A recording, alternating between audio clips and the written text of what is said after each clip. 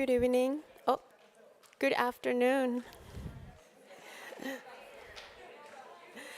I'm just gonna give you an accessibility announcement. My name is Melissa Nieto. I work for MARP Interpretation Services. Our mission is to provide today's programming in the language of your preference. The languages available here tonight are Spanish and Haitian Creole. For the people who are in the room and would like to receive a device to hear or express themselves in Spanish or Creole, you're welcome to go to the up left corner to pick up one of these devices or ask it to me or one of my team members. If you are online and would like to connect from there, you're invited to call a number for Spanish and for Creole. Thank you. Muy buenos días, mi nombre es Melissa Nieto. Yo estoy aquí con MARP Interpretation Services. Nuestra misión es ofrecer la programación del día de hoy en los lenguajes de su preferencia. Los lenguajes que están disponibles son español y Haitian Creole. Si están aquí con nosotros en el museo y desean conectarse desde esta sala, les ofrecemos un equipo como este para que puedan conectarse y escuchar o participar en español. Si están conectándose con la programación en línea, les invitamos a que por favor llamen al 786-665-8802. Muchas gracias y le entrego el micrófono a mi colega. Bonsoir tout le monde. Ça passe? Oh, nobody knows Naboulé. Ça passe? There you go. All right, so moi c'est Henri Fiche, donc moi là pour interprétation créole, je travaille avec Marb. Nous n'avons pas interprétation et en espagnol et en créole.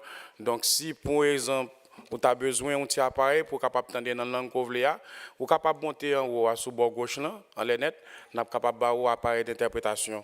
Donc nous là pour nous aider. Donc à ce moment nous sommes capables d'entendre même le que en ligne à travers le numéro ça qui c'est 305 901 26 92 305 901 2692. Si nous voulons entendre dans la langue que nous choisissons, soit créole ou bien créole, que nous passons un très bon moment et à tout à l'heure.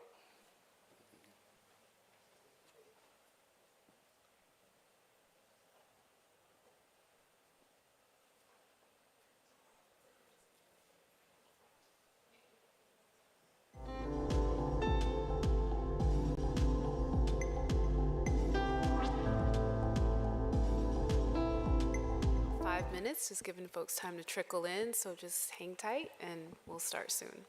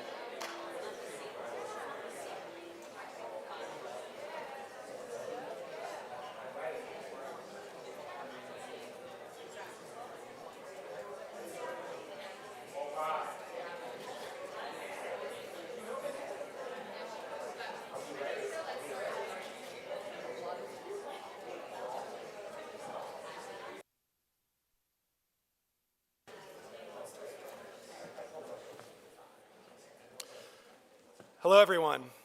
I am Adam Abdallah, the organizer of Game Time, and I want to thank you all for being here today for this really amazing and dynamic conference that we have had the opportunity to organize in collaboration with the Perez Art Museum Miami on the occasion of the opening of the biggest and best art and sport museum show in American history, Get in the Game, which has come to us from SF MoMA and Crystal Bridges. And, you know, when I got to talking to Franklin about a year ago about the fact that this show was coming to Miami, we saw a great opportunity.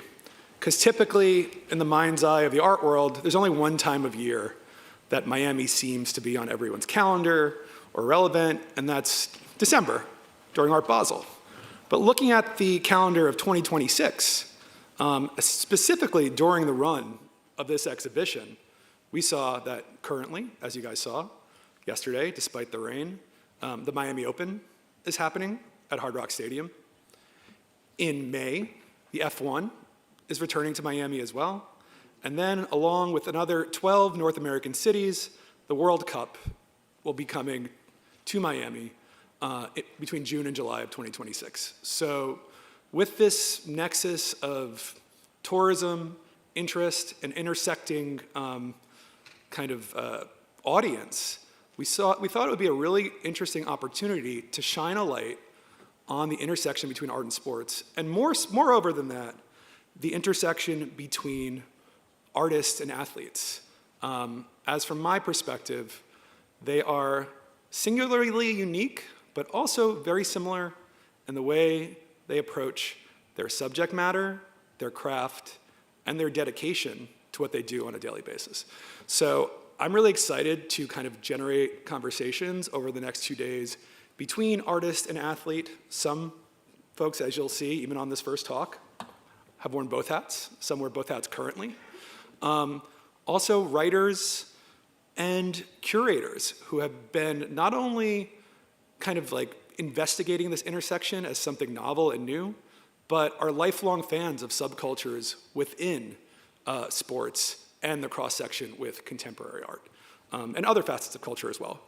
So before we get started, I want to thank the people who made this possible. First of all, I really have to thank Franklin Sermons, the director of PAMM, and the education team here, specifically Marie Vickles and David Miller, who've really made this possible and put together something very ambitious. I want to thank all the panelists who've come in from around the country to be a part of this and create a really special moment. I had the honor and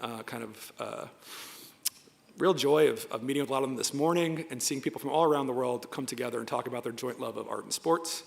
And especially, I need to thank the people who've helped make this possible from a support perspective, including Tara Zabor from the Leroy Neiman and Jadon Burr Neiman Foundation, who were the first people who stood up and said, hey, this sounds like an awesome idea. And if you see the exhibition upstairs, Get in the Game, you'll see works of Leroy Neiman from here in Miami, including of Muhammad Ali at the Fifth Street Gym, as well as Don Shula. So there's some fun deep cuts as well. I'd also like to thank the Knight Foundation, and specifically Christina Newman-Scott, who has come in to support Game Time. And I'm excited to announce, actually, that even before we got started, this is session 1, but on June 26th here in Miami, we'll be holding Game Time session 2 here at the Perez Museum. So if you like what you see the next couple days, please come back. Also, I want to thank the Miami Design District and Craig Robbins for supporting our activities, Deja Carrington and Commissioner, as well as my staff and colleagues from Cultural Council, who have really kind of dove in and helped me with from the outside probably seemed like a crazy passion project, but has really manifested into something meaningful. And I hope by the end of this, we'll all be a little bit closer and also have a better understanding of each other as athletes, artists, and patrons. So with that, I am going to cut to the videotape And thereafter, our director, Franklin Sermons, will come and say a few words and then be the moderator of our first talk. Thank you.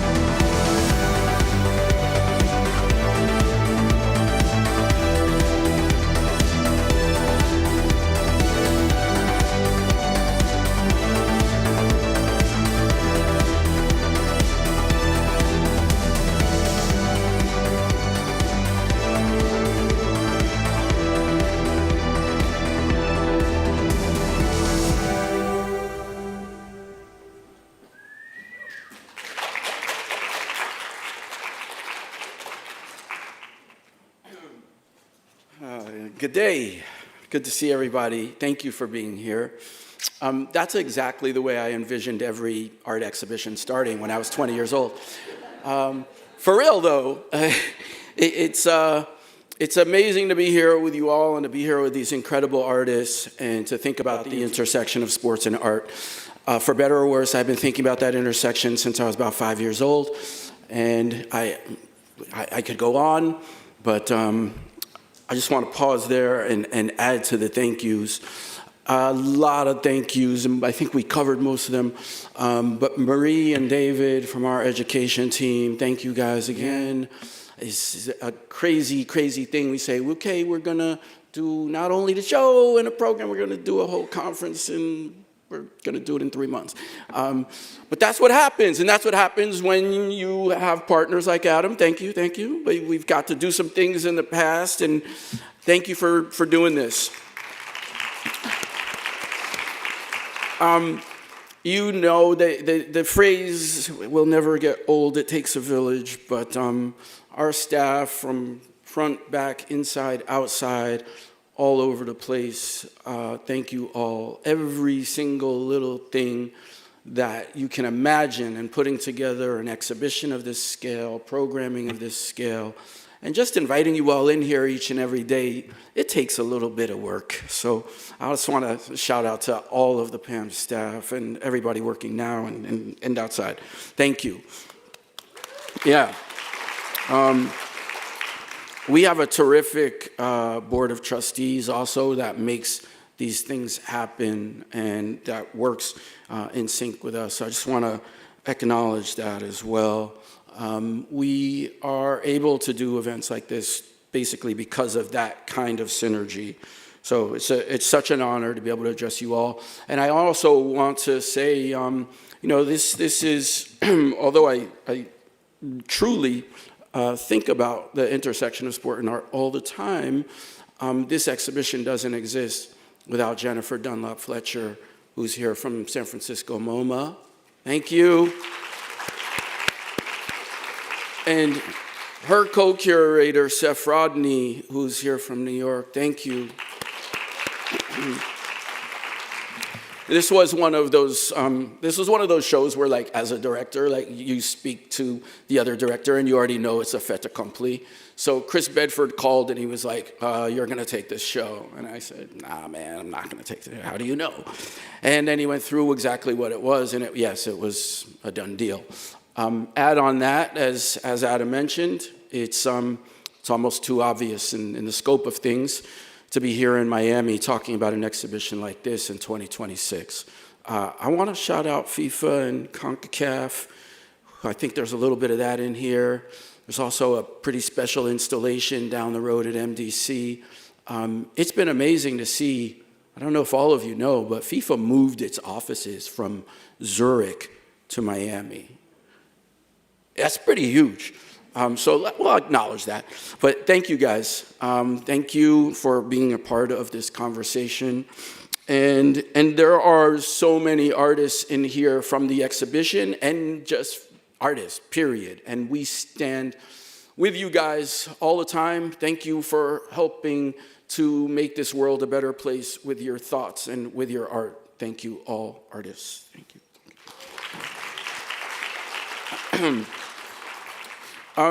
I also wouldn't be here without a woman named Fabiana Sotillo, who co-curated the exhibition here, and she's probably still working on some labels, so she's not here at the moment, but it wouldn't happen without her.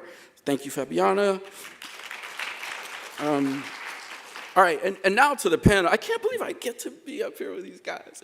And I even tried to, like, you know, if you know me or if you've ever been here, you've probably never seen me dressed like this at the podium.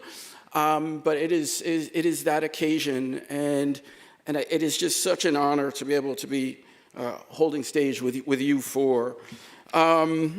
First, I think one of the most, with our topic in mind, one of the most important and beautiful things about major sporting events is that they bring us together in real time. In a post-internet archive, a post-Netflix and post-YouTube world, the prospect of collective viewing has diminished through social media live. Although social media live reporting has increased, creating completely new contexts for viewing on personal devices. But there's something to this idea of the collective, and I think individually, but sort of collectively, we are able to do that now. It's nothing to think that what the scores are somewhere across the world, or what position somebody is in F1-wise across the world. We follow these things, and we follow these things together, often in real time.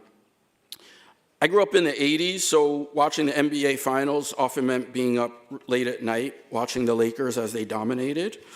But we've also seen in the past few years the rush to acquire the live rights of sporting events, and with it, the creation of new teams and new leagues. That has been particularly interesting, I think, in light of the growth in terms of how we are entertained by women in sports. New teams to fill the appetite for all of this live content. Journalists and artists filter the imagery, and some even work in real time or are creating the art that goes along with those events, like today's guests. So I just want to read a quick brief and bring you guys up. Carling Jackson was born and raised in Vancouver, Canada, and attended college on scholarship, playing soccer, or as we call it here in Miami, football, as we call it, should be everywhere. She was an official artist at the Paris Olympics with the US team. And Carling, please welcome to the stage. Just one by one.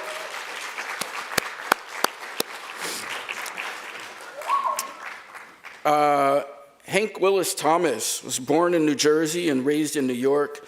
He has made sculpture to accompany the Super Bowl, among many, many, many other accolades, and was part of our 2018 exhibition, The Beautiful Game.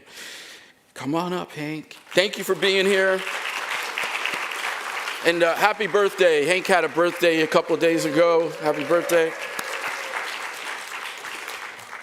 Isaiah Smalls is a graduate of Morehouse College and the Columbia Graduate School of Journalism. He is our standard-bearing hometown sports writer, though he hails from Delaware with roots in the American South. Come on up. Thank you. And Jake Troiley was born in Boston, Massachusetts, played D1 basketball, as you saw, at Presbyterian College in South Carolina. His work brings forth something that is felt, I think, throughout the exhibition, best described as the commodification of bodies, and look forward to being with all four of you. Thank you, Jake.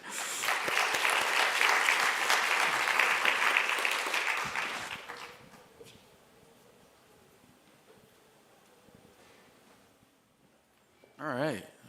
So we thought we would begin with just a little brief kind of intro to each of your practices, and I think we'll start off with Carling. Hi, everybody. Welcome. So I'm known as the athlete artist. I'm an ex-athlete, and I paint athletes for athletes. So I'm unique in that I do custom work exclusively for pro athletes, teams, leagues, tournaments. I painted at the Olympics for Team USA. I painted outside the semi-finals and final for the World Cup in Qatar. I painted live for CONCACAF, the NHL, the MLS on field. Almost got hit by a soccer ball. It was a close call. Had a friend protect me. And so I actually have an entire gallery being installed in the Toronto Blue Jays Stadium tomorrow. So, yeah.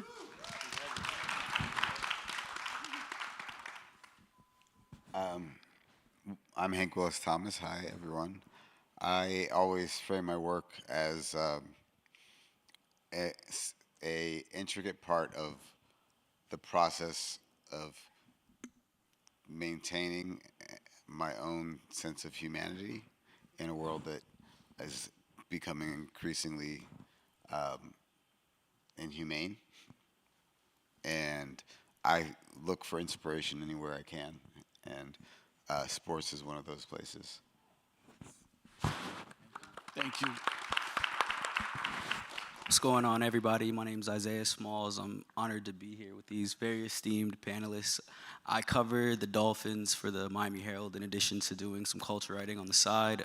For me, the coverage isn't specifically about box scores, about the team, about everything that's going on in the field. Although that is important, to me it's about getting fans to know these players behind the scenes, right? And that is something that I've tried to do ever since I got to Miami. Before I was covering the Dolphins, I did primarily culture and race writing here in Miami, just covering the black communities. Started something called the 44%, which is this newsletter that the Herald sends out on a weekly basis that is named after the 162 black men that voted to incorporate the city of Miami.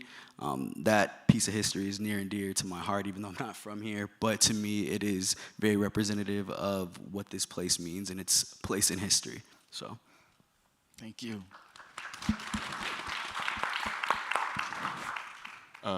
Yeah, I'm Jake Troyley.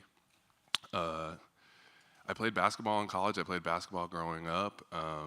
And I think in my work, what it's made me sort of think about a lot and reflect on is the dynamic between the performer and the spectator. So I think a lot about spectacle and performance and what it means to be on display. I utilize like the self-portrait as this kind of elastic thing that I can kind of manipulate and play with and pose as it moves through different vignettes and sort of code switches. Yeah, and I just wanted to really quickly note that I just met Isaiah today for the first time, and we got the same shoes on. So that was a cool moment. We already got some synergy going, and I think it's really special. For sure. Thank you, Jay. So just to open up the conversation, Carlin, your experience in terms of becoming an athlete artist, how did that happen? Just walk us through that. So I'm a human rights and sports artist, and I had 2 career-ending injuries to my knee and my spine. Actually just had emergency spine surgery 2 years ago. And so you have to have a kind of a rediscovery of self, like who am I if I'm not an athlete, if I'm not on a field. And when I was little, I used to draw, so I kind of picked up a brush 10 years ago. And my first oil painting was of a murdered street child in Brazil at the Street Child World Cup. Rodrigo Kelton, who was murdered on his 14th birthday. And I felt a calling, to paint him. And I brought a wet oil painting on a flight. Don't do this, okay? And US Customs was like, what are you doing? And I turned the painting around, told him the story. He ended up being from South America. I started tearing up. Pilots moved their bags so the painting could be stored properly. And I discovered the power of art for social change and sports and art and human rights to connect people of different cultures, worlds, languages, backgrounds. And I became Brazilian while I was there. And the portrait became kind of a symbol for street children globally. And then that was why I became an artist. So, yeah. That's awesome. Yeah, we have, We have 4 of your paintings upstairs, and obviously 3 of them are of Brazilian players, and then 1 of the German, Thomas Muller. Just thinking about that transitional space from being an athlete into creating art. Fabiana said something yesterday just about how those things have a lot of similarities, and I know, for you and for Jake, I know in particular, there is that transitional space. Can you guys comment on that a little bit? Yeah. No, it's an interesting question. I've always thought of being an artist as a compulsion. Like, it's something that I've always done. It's just like a way that I've made sense of the world, and the actual transition into becoming a professional artist was the thing that was like, that was the sort of strangest change. But what it really made me think about was the endurance that it takes to maintain a practice, to put work out in front of an audience.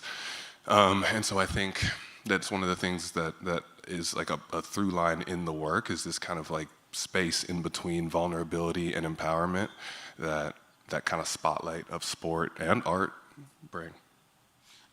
Just to follow that, I think your work does bring up these issues in a way. You use animation, or you use this kind of almost comical kind of treatment of the figure in order to talk about some really heavy things. Yeah, I think a lot about access and accessibility, and how can we make works that use humor or color or the formal elements or beauty as a way to act like a Trojan horse, and how can we bring our audience into a more complicated conversation after an initial, maybe a knee-jerk response. Because I think of like, color and humor and these kinds of things as creating something beautiful, this surface that immediately is attractive, and then as you spend some time with it, it deepens and the response becomes much more layered. Absolutely. Hank, I don't even know where to begin in some ways. We can begin with Guernica, but I think one of the things that's really interesting within the context of the exhibition is that you have these different entry points, and I think conceptually you've been dealing with sport in varied ways for a really long time. I mean, I say that with so much respect, and I feel like I've learned a lot just in terms of my own practice. We had the chance, 20 years ago, to do a show at the Wadsworth Athenaeum that was called For the Love of the Game, Race and Sport in America. And it really would not have happened without some of your first images. You showed one here of, I think, the ball and chain image, but I also have a PowerPoint with the one I won't forget is the Nike emblazoned onto the head. And then, of course, there's the other image with T.O. Basketball and chain, or The basketball and chain, but then there's also the football one. Which The is Cotton Bowl? Cotton Bowl, yeah, or from Can't See in the morning. Incredible. Can't See at night, yeah. Incredible. Where did this come from? Where did your passion for using that imagery initially come from? Wow, I mean, everything, it's really complicated. Yeah. I love sports, but I've never been particularly good at them.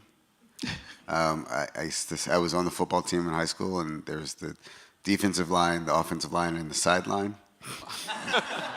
I was the head waterback on the sideline. My cousin, Sunga Thomas Willis, was like, he lettered in 5 sports, and he was good at everything and all that. And people assumed, because I had a relatively decent athletic build and being African American, this place, they just assumed that I would be naturally good at these things, and we both had to face a harsh reality. And I did eventually learn how to catch a football.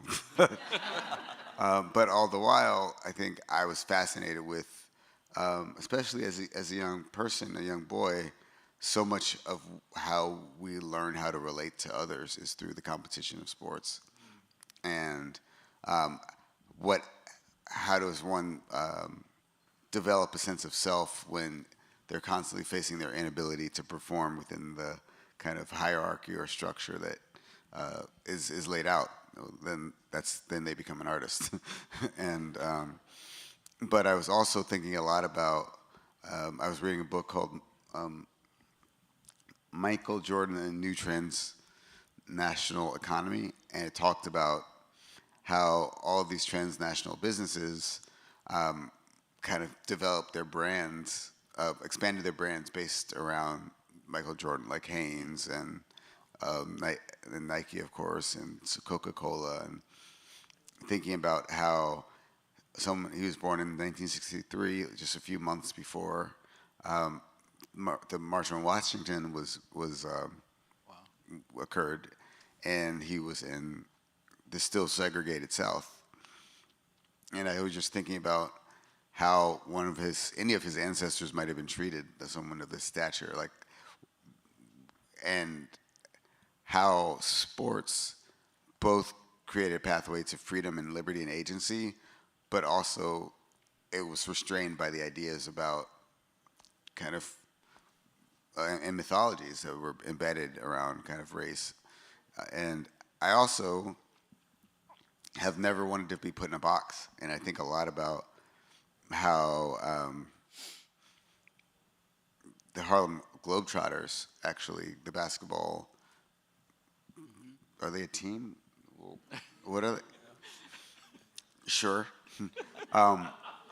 But do you know that it's this year's the 100th anniversary of the Harlem Globetrotters? Wow. I know that. And it's only the 80th anniversary of the NBA? Wow. And the Harlem Globetrotters, through their creativity, like the game was fine, but it's through the dynamism and the creativity of these black athletes that the sport trotted around the globe. And these were the descendants of slaves and sharecroppers. And there's something about the power of creativity in sports. When Michael Jordan turned the dunk into an art form, it altered the game, and the game can be seen in very many ways. So my work is constantly navigating all that history. Yeah, you leave incredible food for thought in terms of the ways that we think about some of the individuals that we see, in the exhibition and that we see being broadcast to us. Isaiah, your job is to parse through some of that. How did you get to the Herald, and how did you get into sports journalism? Yeah, for me, it's a crazy journey. I was just telling someone earlier that I was a film major in college. So for me, it was just growing up around sports, right? My dad used to work for the Detroit Lions, and he likes to tell this funny story of me being on the field and running away from the legendary running back Barry Sanders and being like, oh, he's going to be a linebacker one day because he hates you. And so for me, it was just from a very early age, I was just around sports. And then you start to grow up and then start watching ESPN, and you look at the Michael Smiths, the Stuart Scotts, and people like that not only are talking about sports, but are talking about it in a way that you can relate to, right? And so for me, I could see myself in them. I can't leave out Jamel Hill as well. Those are people that I saw on a day-to-day basis growing up that really kind of put inside me something that I could be that, right? And that the power of imagery is just it's immensely powerful. And so for me, just seeing that, and then also noticing the flavor that they did it with. It wasn't your standard, today the Knicks won, blah blah blah. It wasn't that. It was very different from the Walter Cronkites and the heavily for lack of a better term, Caucasian images of sports journalism, or just journalism in general. And so when I went to school, I went to Morehouse, and I played a little bit of football at Morehouse my freshman year. And then I decided, the concussion movie came out with Will Smith, and I'd had a few concussions. And so I was just okay, maybe let me take a step away from the game and see what else is out there. And so I took my first journalism class that fall. By the next year, I was a sports editor of the paper.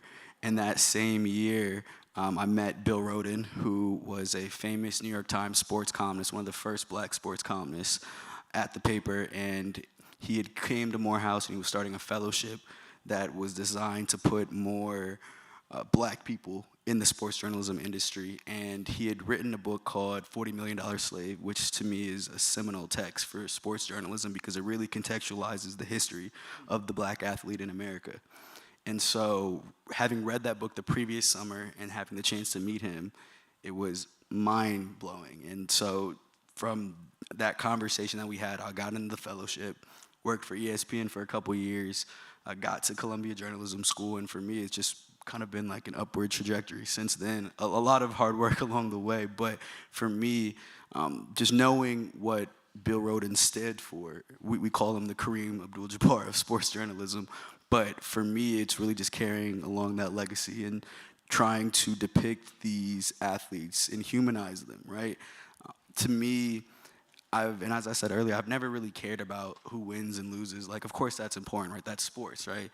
But at the end of the day, for me, it's about getting to know the athlete and trying to see where their head's at, because they're all, the beautiful thing about athletes is that each one of them have a different motivation. Some might be doing it for family, some might be doing it for money, some might be doing it for their community. And to just understand that motivation, it kind of allows you to not only better connect with them, but then also better tell their story. And I think that at the end of the day, that's what we are as journalists. We're storytellers. Storytelling. I love getting to read your storytelling. It also reminds me of the figures that we're talking about. This idea of icons, of I think what Hank and Jake are both very consciously trying to examine and explore is like, how do we call somebody or how do we look up to somebody? There's a piece in the show called Ascension by Titus Kaphar, which it literally fuses together an ascending Christ image with the Jordan image. So there is that aspect that we're exploring. And then I think, Carlin, you're speaking specifically to artists. You're engaging in a conversation in order to create these portraits. And we talk about the Neiman Foundation. Your work in Paris, I think, was also in conjunction with Neiman Foundation. In our galleries, the two walls are facing each other. This context of being able to kind of automatically create work based off of that one-to-one experience. And I think that's something really special. I mean, it's a somewhat disparate group, even though 3 from Brazil, different generations. How did you come to the 4 portraits that we have in the exhibition? Yeah, so when I talked to you a few years ago about doing something for the World Cup in Miami, I just started to kind of brainstorm.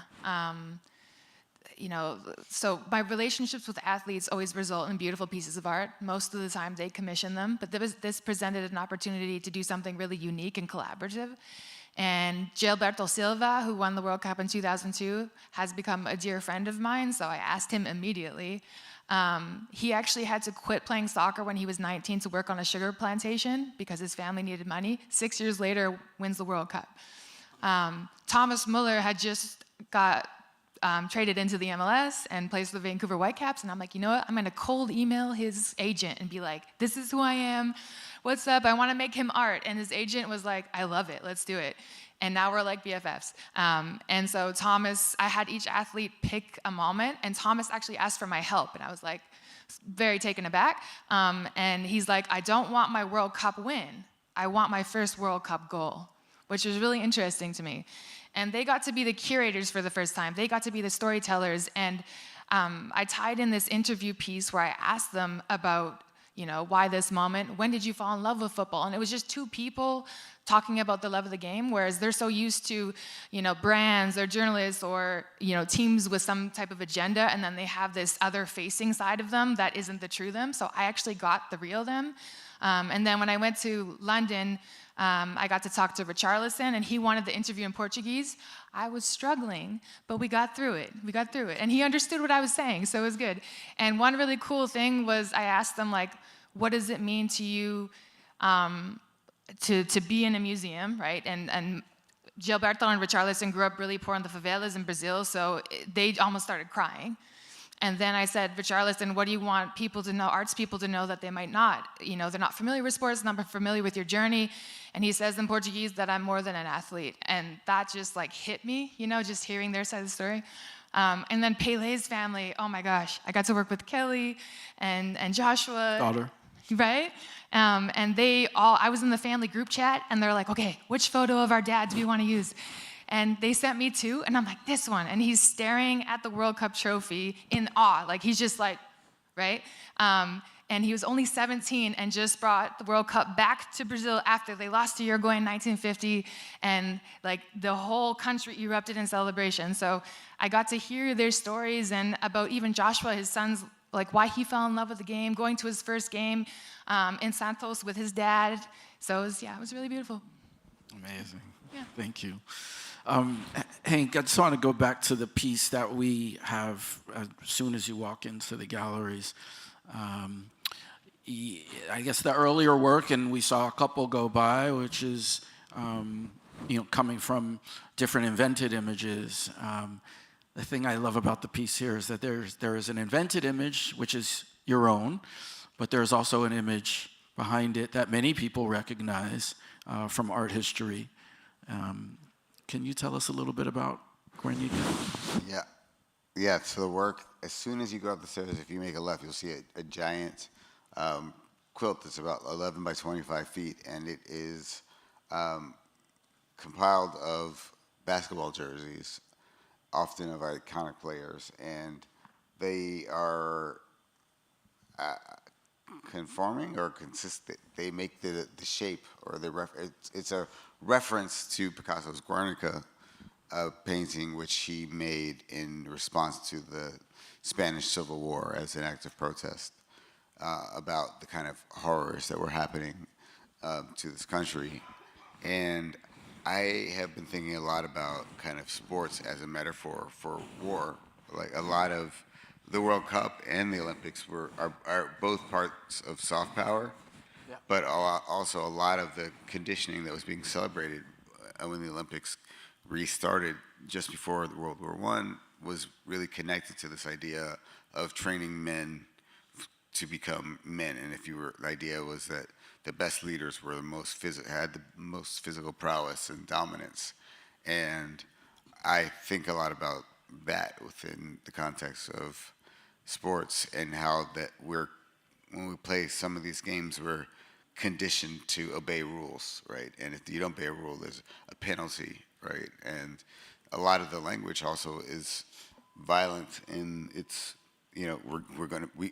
we beat them, right? That already there's violence interpreted in that. And so I'm really interested in kind of these unspoken and visual stories, but also the fact that a lot of the people who are fueling these multi-billion-dollar industries are the descendants of slaves and sharecroppers, and that legacy, which is so prominent in the rest of the world, is supposed to be erased, in the context of talking about the sports.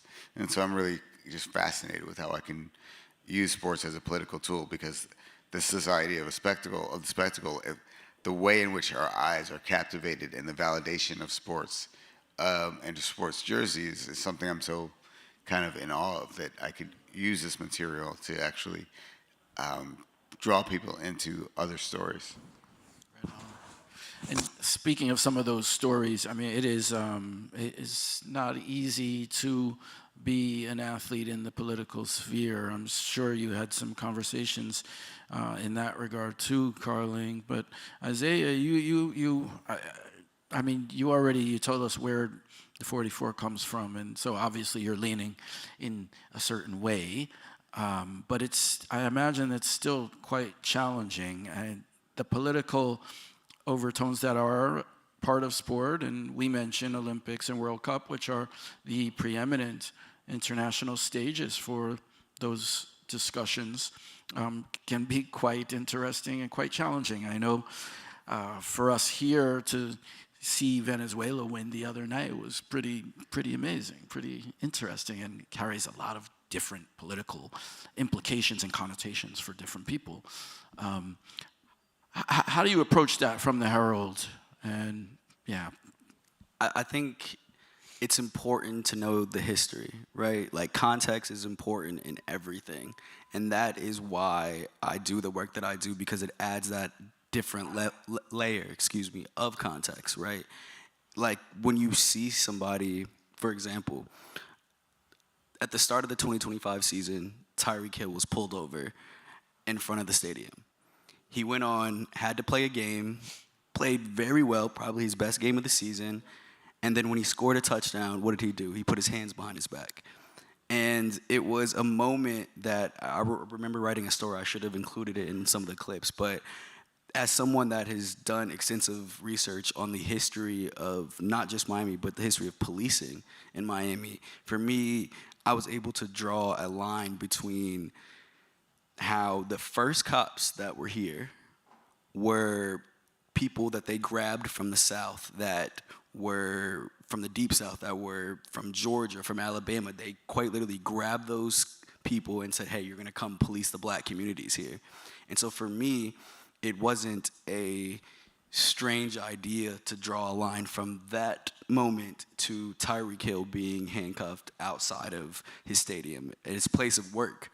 And to me, this idea that the black athlete has always represented more than just what they do on the field. For me, and I was telling someone this earlier, like for me, and I don't remember who first put forth this concept, but the black athlete was, for a lot of America, the first black worker that they could see on a day-to-day basis, right? And to me, that concept is so powerful because it shows the level of responsibility that some of them have. And it's interesting because with Tyreek specifically, you know, he had an opportunity to create a larger conversation about what happened with him. And he said he was going to, and I've asked him about it. I asked him, you know, especially considering the connections that I have with Black Miami, because there was a lot of people who hit my phone. They're like, yo, we would love to have Tyreek to come talk to him and come talk to the kids, or just different things about what happened to him. But it never became more than that, which was, to me, a little bit unfortunate, because I think you had a great opportunity to talk about policing in America, specifically as a black man. And so, and I vividly remember him saying, being on the, you know, the podium, after the game, after they had won, saying, hey, like, I want to use this moment, but then nothing really came of it, right? And I asked him in the locker room afterwards, like, okay, what are you gonna do? Do you need help? And nothing really came of it. And then the next day, he had a sheriff's hat in his in his locker, and was like, oh yeah, I love the police. And it was like, okay, that's an interesting way to deal with it. And even later than that, maybe a month or so later, I got a one-on-one with him, and I asked him just straight up, just like, yo, are you okay? Like, are you okay? And I repeated it multiple times, because he was like, oh yeah, I'm fine.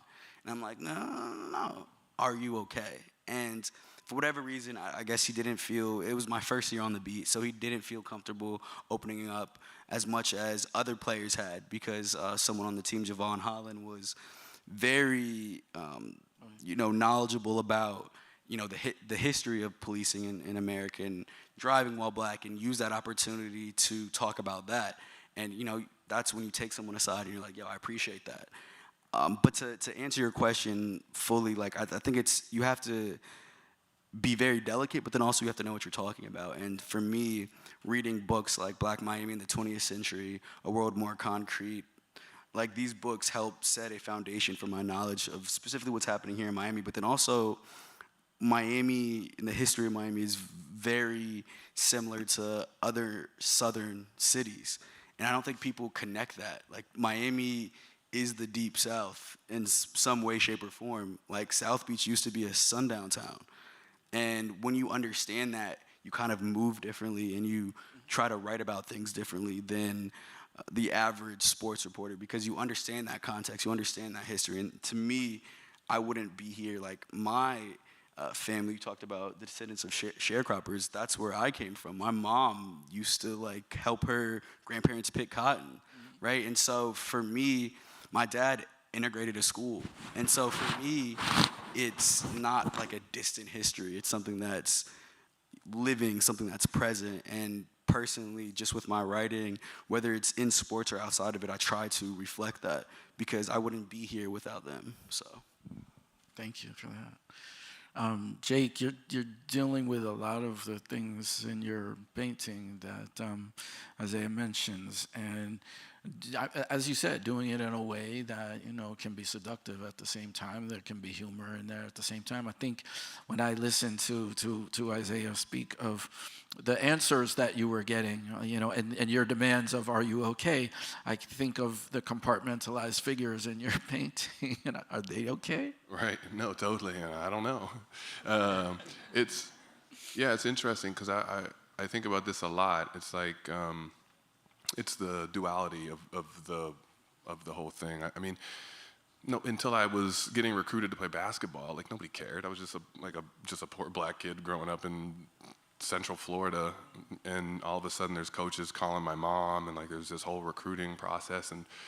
But I think the thing that I bring so much criticality to in my life is like that expectation necessitates a performance, and that's a performance on the court and like with those metrics, but within like those small, like the huddles and in the spaces of the sport realm, it's like performances of masculinity, of strength, again, of endurance. You think about those posters that are like pain is weakness leaving the body and shit like that we totally, I mean, we're 17-year-olds, playing on this stage and trying to, again, perform day in and day out. And I don't know, that's one of the things that I grapple with a lot. And with the figures being multiplied like that, they are within the context of a painting. They're like, they play hero, they play villain, they play strong, they play weak. There's all these different roles that they have to inhabit. And again, with the idea of the spectacle and the complications of the spectacle, it's like, it is empowering. It is exploitive at the same time. Like the systems like the NCAA, these platforms, I mean, they're both things at once. And I'm just trying to navigate that in the paintings and try to figure it out. But also, like, this is a lifelong pursuit, like trying to understand and kind of undo the things that I learned and integrated, and I don't know. So it's very close to me, but also like with the painting, you kind of put it away, like kind of push it outside of yourself and externalize something. But yeah. Thank you. Before we open up, for a couple of questions in a minute? Or no? Are we? We can. Carly, I just wanted to think through, like, we see the football images upstairs, and being with the Olympic team, I mean, that's a whole kind of different spectacle than that sort of, one-on-one engagement, deep engagement, right? You were working with an immediacy there that I think is, it's totally different. Can you comment on that a little bit? It's almost journalistic in a way. I have a story from that, actually, that fits in well. Because it was with a team, a large organization, but it ended up being the players who saved me, okay? So it's 1 p.m., the Olympics just opened, everyone's taking photos of the flag bearers, but it's pouring rain, not great photos. Team USA was like, you have 8 hours between 1 a.m. and 9 a.m. to find an image. Sketch it out and start painting it. You have 2 hours to do that. And I'm frantically trying to find a photo. It was LeBron James and Coco Gauff. And everyone was focusing on LeBron. So there weren't great photos of Coco. And I see Chris Eubanks, who's also on Team USA, who plays tennis. I see him post something on Instagram. And I'm like, I'm going to text him because he's Coco's best friend.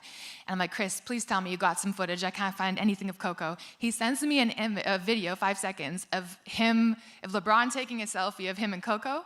And it's like this 10-second amazing video. He's like, take a still from there. So that's what I painted. So I had the Olympians save me in the end. And that was, so. Amazing.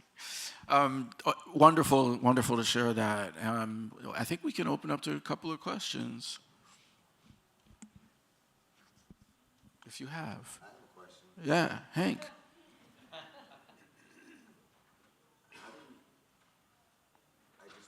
I looked, and we're all wearing Nike. Except for one, right? No, she's wearing. Oh, that too. God, yeah. And I think a lot about the statement, if I could walk a mile in someone else's shoes, and the way in which our identities are often branded. And of course, we've become through social media, we've become brands in our own way. And Nike is far less powerful than it was when it could have a large, when mass watching was more an opportunity. But and I'm watching you with your 40 acres Supreme jersey, and thinking a lot about where we're going, and yeah, why are there not more? Thinking about the influence of like these are all of sports on our lives. Why is it so rare for shows like this to exist? Because it's the only three shows. There's one show Chris Bedford did at LACMA, and then the show you did. Why do you think that something that is, it's more people go to museums and every year than go to sporting events, but also for some reason sports is so much more lucrative. Wow. And yeah, I'm wondering like why do you think these things, it's so rare that these things are matched or connected? Yeah, we're working on that here. That's definitely part of this exhibition. You know, I think the kind of immediacy of the way that images are spread so quickly, so fast, and obviously there's something to creating a basic image that travels, that everyone can absorb, that everyone can appreciate. It's not about language, right? It's about the visual character. And so much of what we build upon here in the museum space is like about the story behind the thing that you see, right? The image is just one way to enter into a conversation. We were talking the other night, there are several texts throughout the exhibition. You know, we don't feel the need, I don't think we can get away with an unmediated experience as far as the art goes. I do believe that there are ways in which to appreciate things that are unmediated, but art seems to demand us to give some more information, and I think it can be cumbersome at times for us. That does remind me, though, we have an incredible social media person who's around, Ellie Lauren Quint, who's been absolutely phenomenal and created some kind of imagery and stories and things online and in social media that I believe play more into the space of what you're talking about, that are a little bit more mass consumable, and we're trying. I guess my question, like, but why are you so into art and sports, and when it's not something that is so prominent, right? They both require a lot of depth of consideration and engagement to really understand, especially when it comes to football or soccer. Yeah, I grew up in it. In the museum? I grew up in both the museums and stadiums on the same time, right? So it was Giant Stadium for the Cosmos, and then it was Studio Museum in Harlem, like literally either the next day, if not the same day. And so it was between those two spaces constantly. And the space of sports is what I would be the first space of curation, if you will. Right? So I was, just like many people, putting up images all over my room. Then I saw your work, particularly the installations of the jet images, and I said, oh, everybody does this. Now art is telling me that this is how it's done. Or Pepon Osorio has this incredible piece where it's a young person's room that is defined by images of sports and images of games. So yeah, for me it was a one-to-one experience, and that's why I'm so happy to bring this exhibition here and to share this stage with you guys. Thank you for that.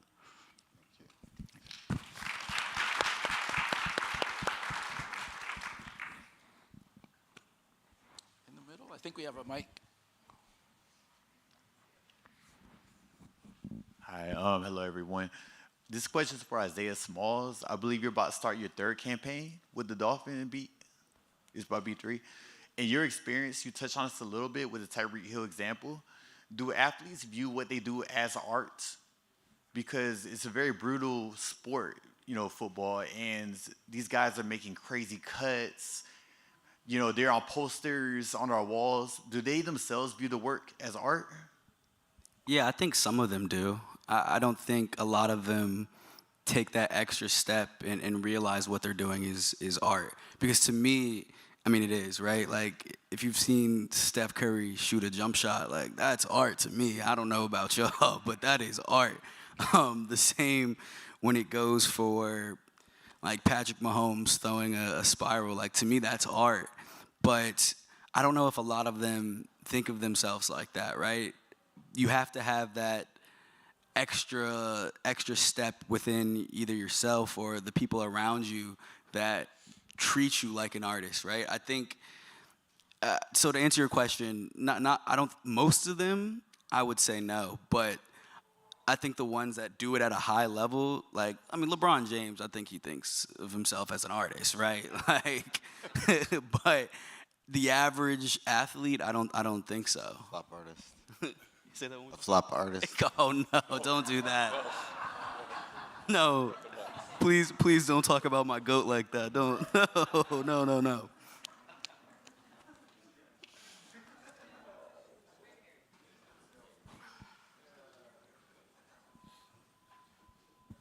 This question is also for Isaiah.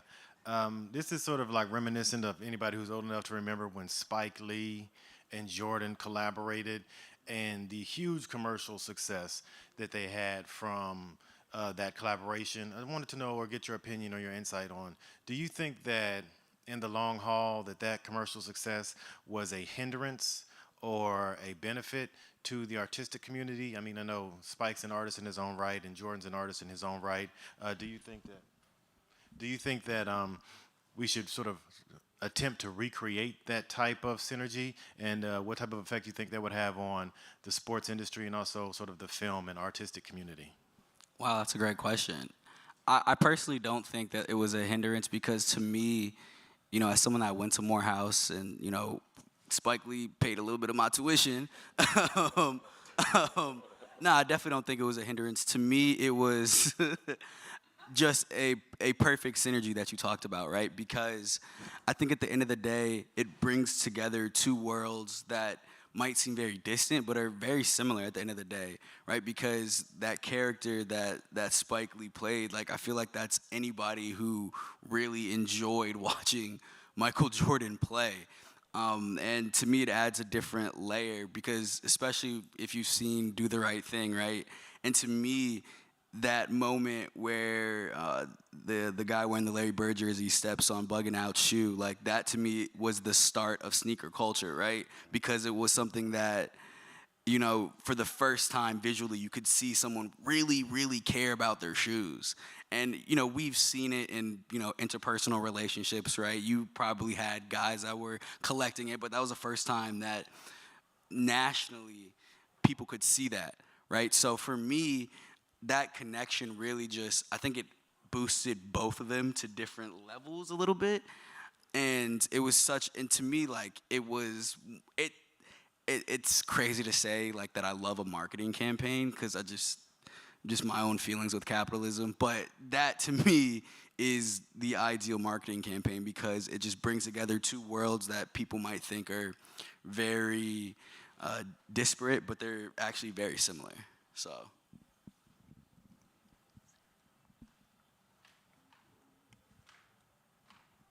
Okay, we're going to take one question here and one up there, and then that will be it. Thanks, Marie. I'm going to pitch a question to the whole team. So there's a debate that goes around a lot, especially around bigger sporting events like the World Cup, the Olympics, is whether or not sports should serve as a sort of arena for political discourse. There was an incident during the World Cup with a Ukrainian athlete who was banned from competition. There have been discussions about whether the World Cup should be held here in America because of the situation in regards to people traveling here, not feeling safe. So, I'm curious as to how you all feel about that particular debate. You know, should sports be apolitical or not? Can I go? I think there's a misunderstanding sometimes when people ask that. As per the history, like sport has always been political, right? Like in the 1920s, black athletes couldn't play in the MLB. Black Brazilian players couldn't play soccer in Brazil. It was soccer originally was just for the white elites in the UK, et cetera. And so I think people don't fully understand how politics has always played a role in sport, and even now it's more so. I'm actually doing a project with the United Nations that touches on this explicitly. I have to paint a team of refugee athletes playing in this World Cup, make it politically palatable to the 3 countries, while including children, World Cup players. And so I came up with this campaign where there's 11 players, and then in front of them, it's their refugee self, as a child in the refugee camp. So Alphonso Davies is the captain, and we're calling it Game Changing 11. But this is an example of a piece of art and sports and human rights that we're sneaking in politically, but is about raising awareness about the refugee situation. We have more refugees in the world right now than after both world wars. And so there's an example of something. I also believe all art is political, and sports is also very political. The fact that more people seem to know more about what's going on in the sports arena than they know about what's going on in the news, and I think that can be by design. What I really found fascinating about what the events of the 2020 awakening moment was the pandemic hit. There was a lot of fear and frenzy, and things closed down. And then just around the time that the NBA and the NFL, I mean the NHL and MLB stopped, when like sports stopped being shown, and people got word of the murder of George Floyd, there was almost an immediate national reaction that was, I think, the largest one that I'd seen of a political movement or moment. And I think it had a lot to do with like, we were no longer, I call them weapons of mass distraction. We were no longer kind of consumed by these and bombarded by these kind of stories that like kind of allow us to kind of look past and ignore things that I think we all often, many of us, would find abhorrent. And it's not as if that was the last time or the first time that there had been evidence of brutality on behalf of law enforcement. And in recent months, we've seen that. But it happened to coincide with the Olympics, and like nothing's the I can't breathe, the take a knee. Those stories were not kind of relevant in the same way as they were when there was less kind of distraction. And so I'm really fascinated with how when athletes do take a stand or get involved, it does shape, or the organizations, like it does shape the political discourse in very powerful ways. And I agree with all that. Hi, how's it going? This question's for Hank, and actually for the image that is about to come up next, which, as an Angelino who's moved to Miami, I'm really inspired by the piece, and I'd like you to talk a bit about the history of that piece, because when I look at it, if I could be mistaken, but it looks like it's Elgin Baylor. Am I wrong? But it looks like it's in conversation with the NBA logo, which was Jerry West, who was the rookie, and Elgin was the captain of the team. And the through line of what you were just describing, it makes me think about Bill Russell and Elgin Baylor diversifying the NBA, but the chosen logo, even though those were the two of the greatest people of all time, or two of the greatest players of all time, the logo being the white rookie. So if you could talk about that history, I could be way off, but if you can talk about that piece, it'd be great. Well, I did a show that coincided with the NBA All-Star Game, I think in 2022, and the NBA asked me to make a jersey quilt with a Jerry West logo, And at that time, there was a lot of discourse on whether or not that that logo featuring Jerry West, that it was really prominent and really revered in the in the 70s, 60s, 70s. But in the 21st century, should there be a new silhouette logo for the sport, and which athlete would represent them more, et cetera. And I made a series of quilts. That one was Kobe Bryant. Actually, I haven't done an Elgin Baylor one. I did do a Bill Russell one, where I was thinking about kind of the iconic silhouettes of these different players and the stories that they say. Why I asked about the shoes is like we wear their jerseys, we wear their shoes, we're trying to become a part of them, and usually then we throw them away. But I think when you call something art, it gives it a certain level of value where it can be preserved and looked at, and deeper things can be perceived. And even if it wasn't that exact silhouette, a lot of the conversation that it sparks in you, I think, are really exciting. And the last thing I'll say is one of the things I would pitch, what I don't understand, like with thing about college football until they did finally start getting paid. I don't know how football's not a major. I don't know how basketball's not a major. Like you can learn everything you need to learn in a college degree through majoring in basketball or majoring in baseball or majoring, because you can learn about statistics, you can learn about biology, you can learn about physics, you can learn, and so even the way that I think sports is underutilized as a tool to allow us to think critically and understand the way the world navigates. So I'll stop there. That's a nice place to stop. Thank you. Thank you, Carling. Thank you, Hank. Thank you, Isaiah. Thank you, Jake. And thank you all.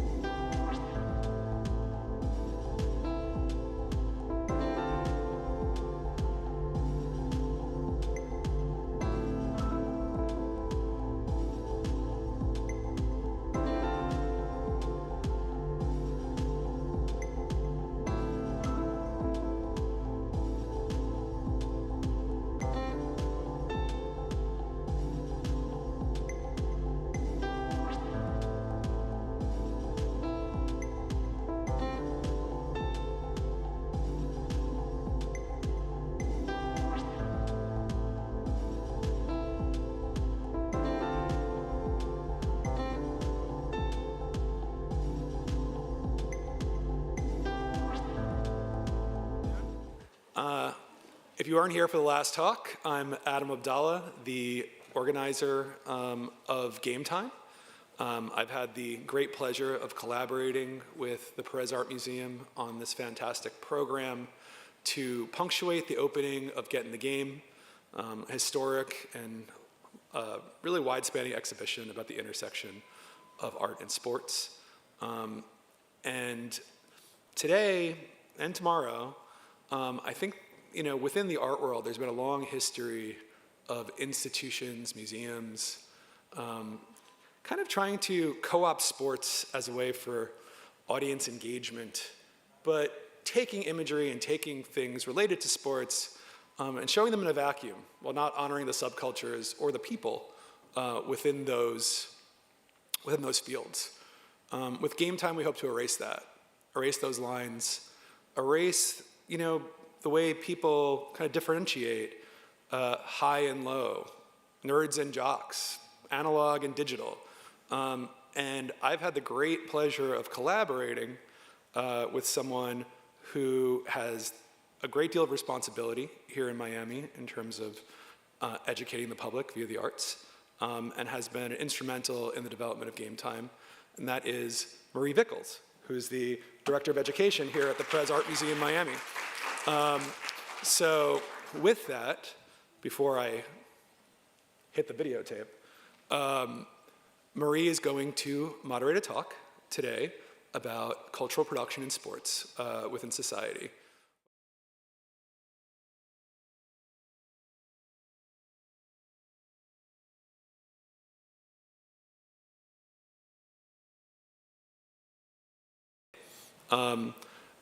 The way that sports influences visual culture and cultural production is immense and often underlooked, and we're going to discuss that.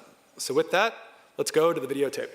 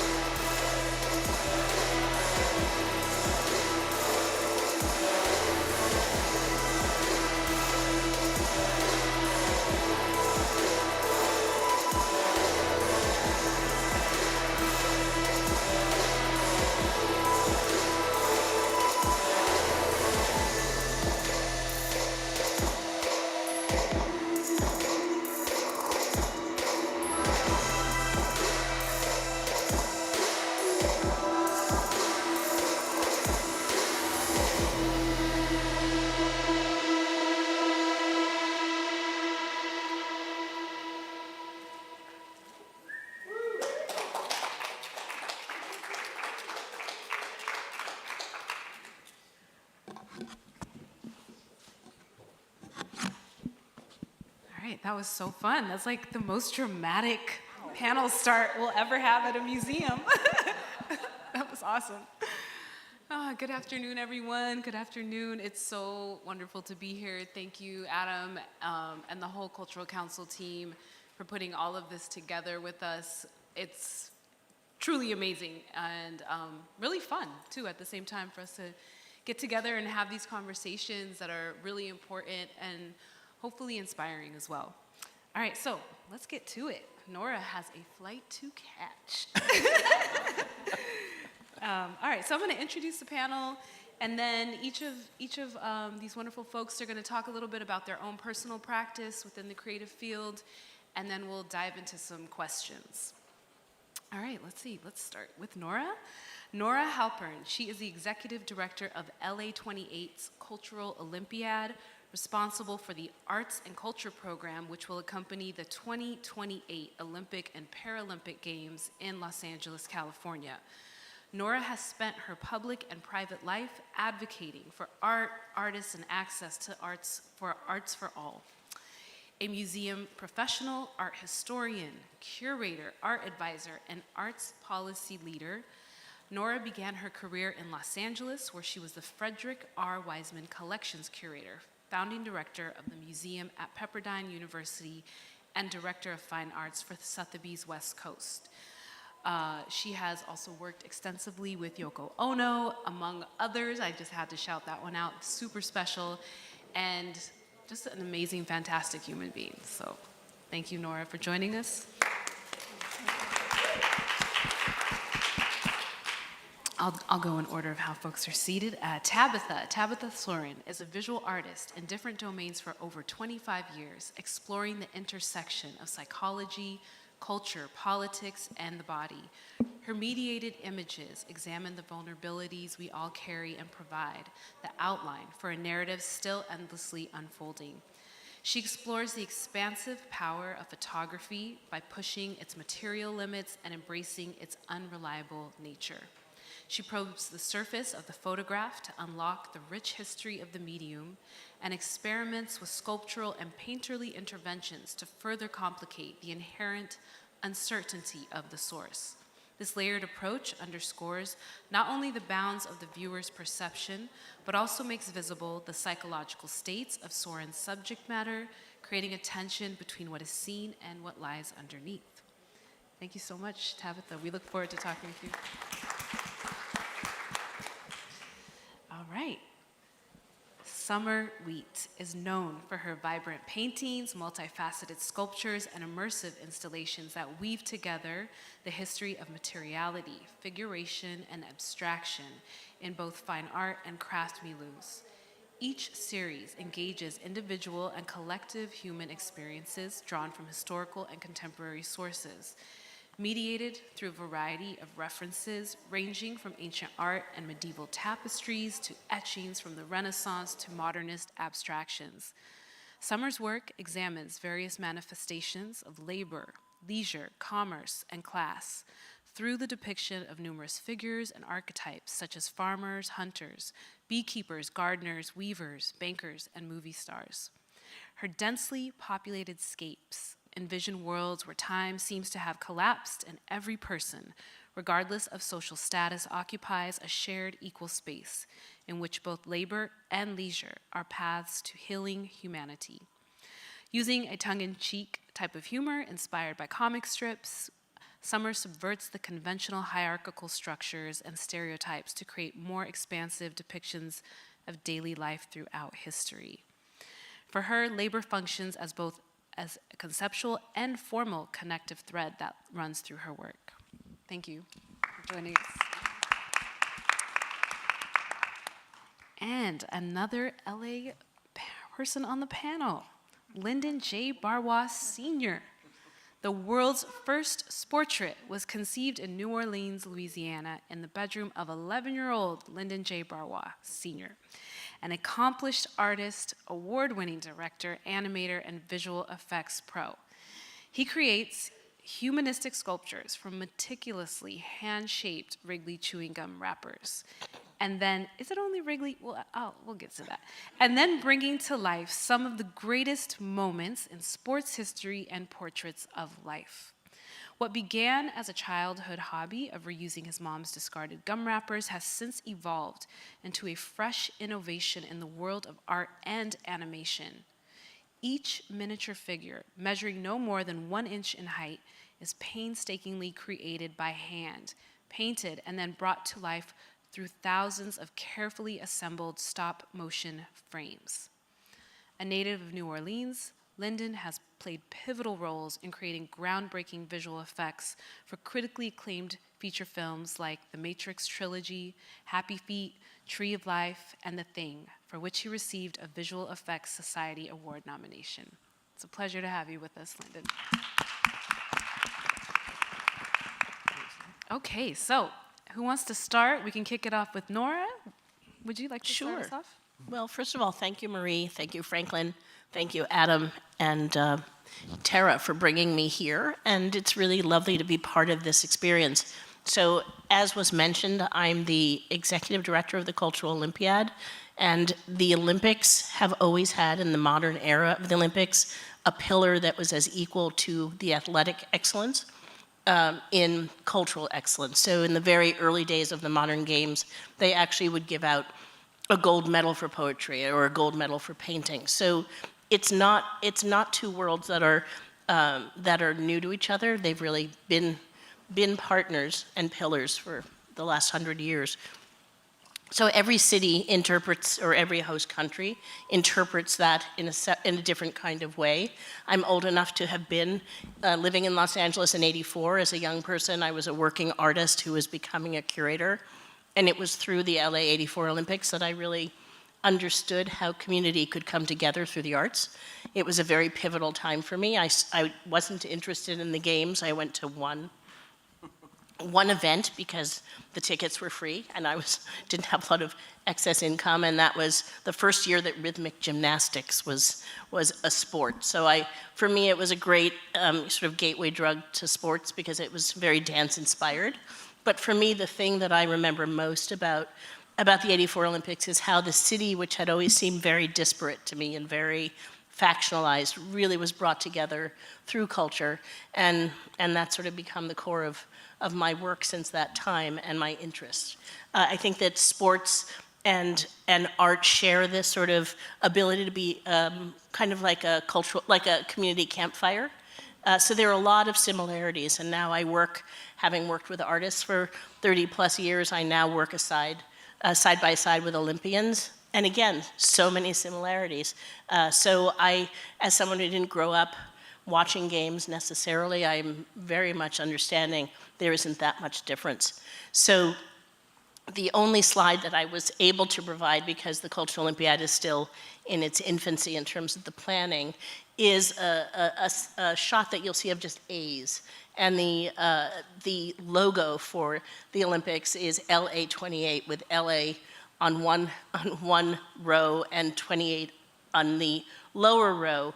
Each one of the letters and numbers is in a different typeface. And then the A is always exaggerated. And in some cases, the imagery that you'll see, they were created by creative people, both creative artists and athletes. So Venus Williams has one, Billie Eilish has one. Lots of well-known visual artists, performing artists, and athletes have all contributed to this A of the LA 28.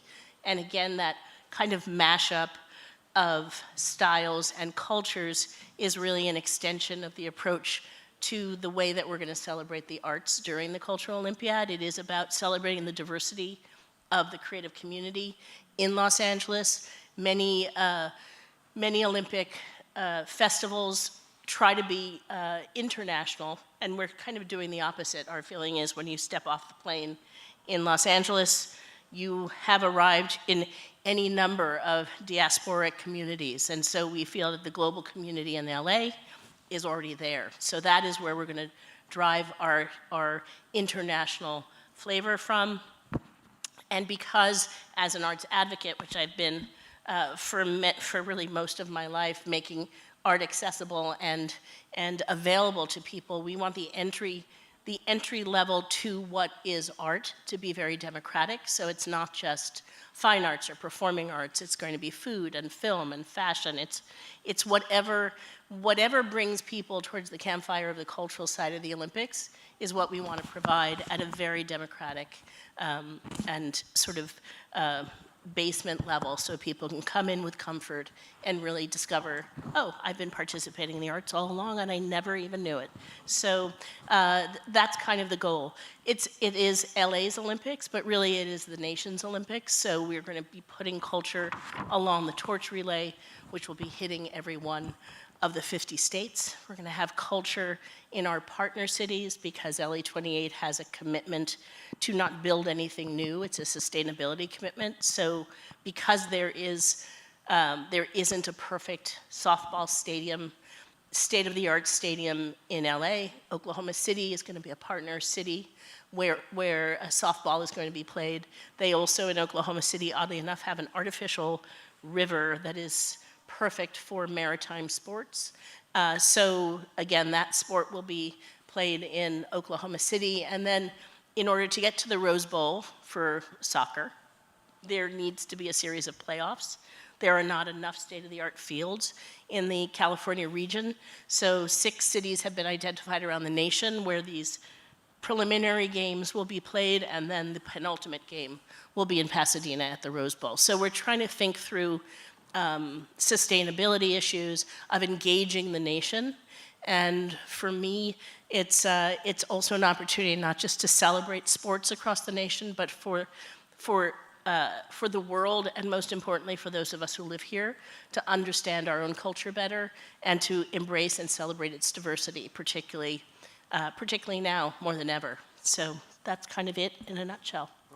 Thank you, that's perfect.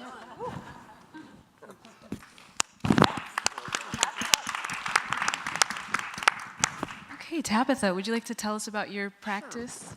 Hello, I'm Tabitha Soren, and I'm an artist in the Get in the Game exhibition, and my piece has 15 tintypes behind a sculpture on a net that has human player, baseball player bone spurs attached to it.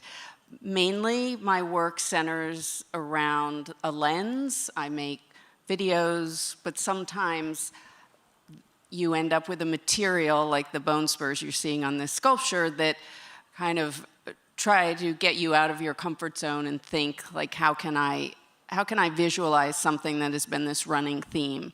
So 20 years ago, I was introduced to a draft class of baseball players all at the same time. They were entering their first spring training. And as a former journalist, I thought it would be it's really rare to come across a group of people all at the same level, all at the same time, all at the same age, about to experience something which will undoubtedly upend all of that equality, if you will. So I started taking their picture over and over and over and over again. And eventually I got close enough to them that when their wives were cleaning out their man caves, when they were transferred to another team and had to sort of pack up the house while the husband sort of flew to the next assignment, they would look at the detritus and think they were going to throw it out, or they could give it to that weirdo Tabitha, who seems to be interested in all the minutia. And eventually I had a whole jar of bone spurs because, as you may or may not know, the repetitive stress on the body of a pitch or catching develops these calcium deposits that if you take out, you can play longer. It's not as serious of a surgery as like Tommy John or something like that, but it definitely, they are better off if they don't have these things in them, and I made great use of them, so everybody is very happy. I think that for me, really what interested me about this group and about sports in general is the way that the loss of control and chance plays such a huge role. I'm interested in what people survive and what they don't. And sports is not a big part of my practice, although this project went on for 20 years, so it sort of, it became a big part of my life. But I think the constant theme among my bodies of work is about chance and loss of control. And while we're looking at it, you see these scuffs or these injuries on that guy's arm. So that guy is named Mark Kiger. And if you bear with me, I just want to tell you one example of this,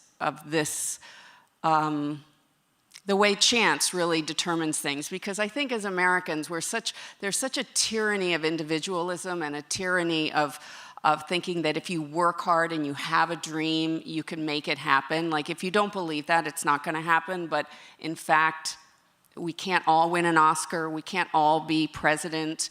I've actually said things like that to my kids, like, well, if you were, and I catch myself, well, actually, that's not really true. But in this case, Mark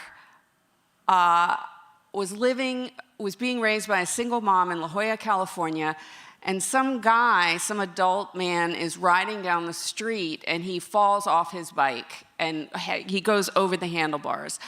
And Mark's mom rushes out, brings him into the house. They nurse him back to health. He had broken his collarbone, so that's a long recovery. She ends up marrying this man. And so Mark is 8 or so, and because the guy, whatever his name was, it was his right arm that was injured, when they bonded through batting practice in the backyard, he was throwing him pitches with his left hand. So the reason ultimately that Mark got drafted by the Athletics was because he had such a knack for hitting left-handed pitchers who were supposed to be, sort of like the secret weapon of most teams, because right-handed pitchers are easier to hit. I knew none of this at the beginning of this project, but that's the deal. So his game was warped by this random familial, personal instance in front, this literal accident in front of his front yard. And then eventually, you know, people figured out that he can hit a left-handed pitcher better. So what do you do as an opposing team? You put the right-handed pitcher up when he comes to bat. And so his ability to perform waned. And he did end up actually playing in a major league game and in the record books because he was the first player in 100 years to have his MLB debut in a postseason game. And he got one game, and then they traded him, and the Mets put him in a minor league team, and then so he literally got one major league game and a lot of injuries. So to me, you know, sports, I grew up with my dad being a Red Sox fan, and I really feel like the only thing I connected to was the fact that I was rooting for an underdog. And I feel like that was a character development for me. Like I tried to play t-ball. I just, you know, I was doing ballet positions on third base and my mom was horrified. So I think that taking something universal and making it personal to these 20 guys, the ones that I followed in the draft class, I couldn't follow 40. I just picked 20.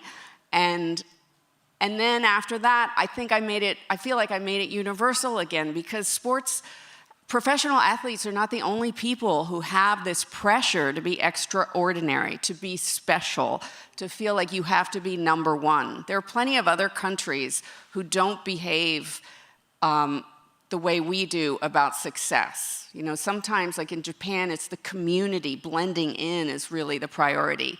We're the only country with foam fingers that have that big one up there. You know, I mean, I think that's a metaphor for how we behave in the world. And so I feel like I took something universal, made it personal to these people, these players, but then also pulled out again in a sort of with a universal approach, like how does it affect the people who want to be actors and the people who want to be politicians, and, you know, it goes on. I feel like we all feel this kind of pressure as an American. I definitely get that.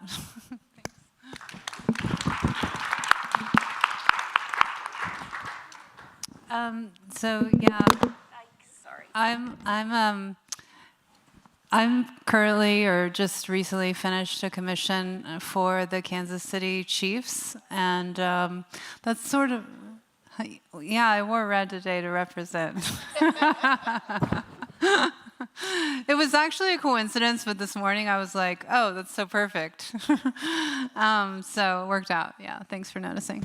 But I was in conversation with Sharon Hunt for a couple of years, and she's one of the owners of the Chiefs. And I think she's kind of an anomaly, being a woman on in her family owning this team. I think she wanted to have a female artist in the collection for the stadium, and something that would represent like a feminist point of view, because I think that, I mean, I don't want to speak for her, but through our conversations, you know, I think she's really had a hard time at trying to communicate her point of view oftentimes in this particular realm. And so through these conversations, I decided to make these paintings that were reminiscent of these women like working on the land. And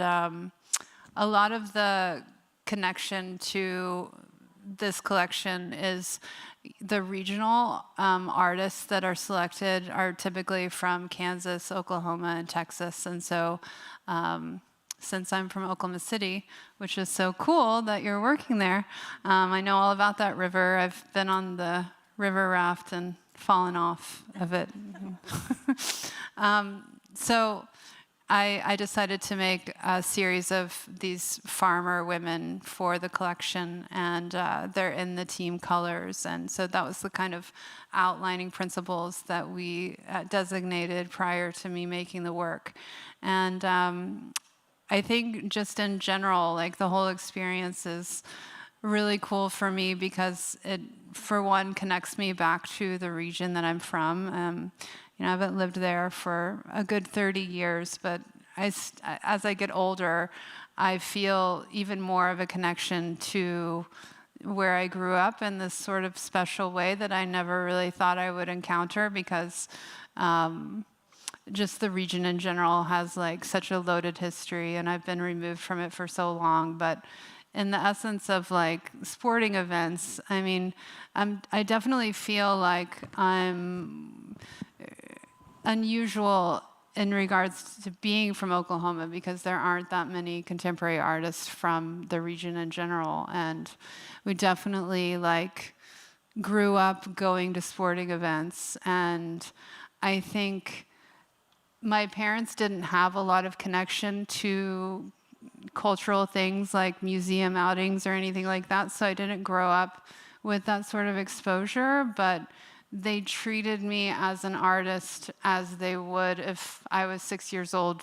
throwing a baseball outside to my dad or something. Like, it was treated very seriously, because starting at such a young age, at like 6 years old, I was very determined and obsessed with art. It was like the only thing that I wanted to do. And so my parents really supported me in that. And it was almost like being a young athlete in Oklahoma. Like, they treated it that way. Like, I had, art lessons after school every day. And it was always like such a discipline, and I always had a rigor involved in like how I was working. And so it's just kind of cool looking back and seeing the connection since, knowing I was coming to this event and thinking about how sports connected to my practice, or how I think about it in relation to art. And there's so many different aspects to becoming an artist that I think align with becoming an athlete, in the way that you have to really sacrifice a lot, and you have to practice every day, and it has to be your entire being. Like, at least that's what it's been for me, where I feel like there are very few moments in the day that I'm not thinking about art, and I'm truly obsessed with it. And I think to be an athlete, you have to really be that dedicated and that, deeply involved in what you're doing in order to maintain the life within it, because it is like some kind of co-creation. So I think that's really an interesting comparison. It's definitely like a discipline and a very particular life choice. So, thank you.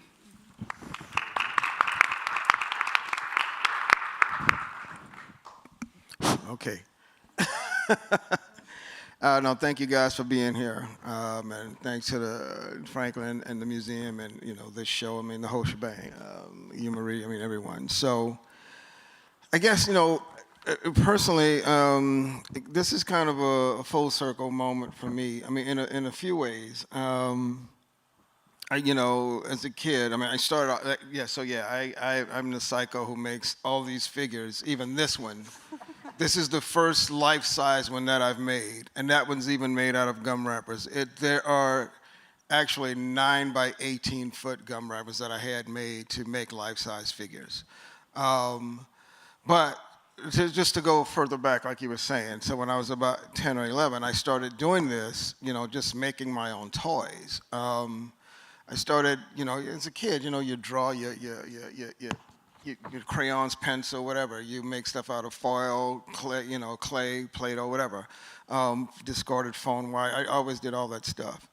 And I mean, one day I realized my mom, she chewed tons of gum. She chewed Wrigley's gum all the time, and she'd swallow it. The doctor was like, "Ma'am, you got to stop this. Because, this is not healthy." But before she did stop, fortunately for me, I just picked up the wrapper one day and realized it's foil on one side, paper on the other. They're fused together. If I sculpt this with the paper side out, I can color it with my markers, and the ink would stick to it. I said, "Holy shit." So I literally started making drivers to put in Hot Wheels cars, because the cars are so cool. The hood's open, the doors, everything, and nobody drives. And I thought it was the dumbest shit ever. Like, how could you have a cool car and nobody drive them? So I started making people And fortunately, the size was enough that they'd sit in, they could fit in the car, put their hands on the steering wheel, and do whatever they needed to do. And so, what also was fun about it was that they moved like us, like we do. Like they're completely flexible because the foil works as an armature. And again, not realizing any of this, like I'm just making toys. I'm doing this because I can't stand the limitations of how action figures or even sports figures move. They didn't move at all. They were just frozen in a pose. And action figures are just very limited, you know. But my guys, like I say, could do everything we could. And so, also being a sports fanatic, I mean, growing up in New Orleans, you know, everything is Saints, no matter what. The Saints are just, it's religion. And so being a football fan there. And then sports movies really got to me. I mean, Rocky was out, you know, one of the most popular things at the time. So the drivers turned into boxers. So those were the first athletes I did, were the boxers. And then the boxers turned into individual players. Like, I would say, if I can do boxers, now I can do football players, put helmets on, do all this stuff. So I just started doing all this stuff, and then that turned into whole teams. And so I was doing this all the way through grammar school, junior high school, and even college, when I started college at Xavier U, and not even looking at it as an art form. I'm just looking at it as I'm making toys. And I'm making teams, and everything I do in my spare time, you know, all this was just one of the things that I always just focused on and just did, because it was just fun to me. And so it was like playing sports. And even when I, you know, attempted to play high school football, you know, even then when you realize, you're talking about the commitment athletes make, that's when I realized I'm not good enough to do that. But I could actually live out my sports fantasies through my miniatures. And so I would just, like I say, create my teams, create my games, create all my worlds. And in my senior year at Xavier, and also studying art, not realizing what I was learning from John Scott, you know, who was a world-renowned sculptor and the first MacArthur Genius Grant winner that I'd ever known. I think he won it in like '88, my second year at Xavier. Just blew my mind. I didn't realize what I was learning from John through all these practical artistic skills, drawing, painting, sculpture, ceramics, printmaking, all this that I was infusing into my miniatures, because you could see the evolution from these really, you know, very abstract looking things to like starting to look more and more like us. And so I'm trying to, and even at that time, I'd had a Boston Marathon poster published for the 1985 race. And for 1986, I did an official New Orleans Jazz and Heritage Festival poster. So I was actually chasing an art career, but not in the way that it wound up being. But I was thinking about what I'm going to do for my senior show. And I just got an idea to show my miniatures to John. And John he just like, he couldn't believe that I just had no inkling that what I was creating was actually a viable form of miniature sculpture. And then he just made me realize, holy shit, okay, I got something here. So then I figured, I got this idea Super Bowl 24 was coming to New Orleans. So I made dioramas of great plays from the previous 23 games and actually had a Super Bowl exhibition. And so that was the first solo show that I did. And so then, when I got a lot of attention, I said, oh shit, okay, next thing I got to bring these suckers to life. I can really learn how to make them play. And I had gotten rejected from schools for graduate studies in graphics and communication design. But then a place that I was working, introduced me to Cal Arts. And because it is, a film and animation school, I mean, Cal Arts runs every gamut of artistic discipline, but one of the strong suits was animation. And so when I applied to that school, that's when I got into Cal Arts and went to Cal Arts and learned how to make my miniatures play. And one of the films that's in Getting the Game, if you see the show, it's the Super Bowl film of the 49ers and the Bengals. That's one of the films I did at Cal Arts. And so that's in the show. And so that's like one circle, but then the other circle, but then that whole career led to, I mean, that work that I did there led to a career in visual effects. Because when I graduated Cal Arts, I graduated as a stop motion animator, having done like 3 films there, all in sports. A 30-second baseball film, it was recreating the midnight run of Carlton Fisk in the '75 World Series. And then I did the Trench Wars that's playing here, and then my thesis film was horse racing film, was the black jockeys that won the Kentucky Derby. So I did a film of that, a stop motion film where I sculpted all these horses and these jockeys and made that film. But when I graduated with all this stop motion work, you know, my first job would have been Mars Attacks because it was all stop motion, but Toy Story had come out, Jurassic Park had come out, and the industry was like, we want all this CG, this digital thing, because it's the new flavor. So I lost that job before I started it, but then applied to studios that I knew were training artists, animators to use the software, because that's really what it is. You apply your skills into the software, and that's how I got into the whole visual effects world, as a character animator, and then eventually a character animation director. And so, and all through that, I was still making my miniatures. And so all the things that I had shot on 16mm film at Cal Arts, as the whole industry and technology matured, I then started to shoot them on iPhones. So I'd see it immediately, digital format. You know, the 4S was the first one to shoot HD, so that was 2011. I've been shooting it on iPhone since then. And so then I just started making more films. And then, you know, social media comes around and I start to post it. And I remember Franklin, so here's the other full circle moment. Franklin was at the LACMA at the time. He was one of the curators at the LACMA. And he was having his World Cup show in 2014. And I was commuting back and forth to Vancouver working on films. And I was trying to get Franklin's attention. Hey, look at man, I do these miniatures. And just never, you know, if I just say it on the surface, I sound like a psycho. You know, I make these miniatures out of chewing gum wrappers. Like, okay, yeah, that shit sounds cute. Yeah. And so he really didn't get it. So then when he came to this museum and I started posting them, he called me and was like, bro, what the hell is this? He said, can you do soccer? Can you make a piece for my World Cup show? I was like, yes, that's what I've been trying to tell you, bro, for the past 4 years. So he invited me to do a piece for that show. Yeah. And that was the first time that I, you know, explored the world of soccer with my work and did a piece for the show that was at this museum. And a few years later, the LACMA bought that piece for their permanent collection. And then now, now that the games are coming to LA, LACMA said, we want to put that piece out and have you do new work around it. So they tell me this shit last April.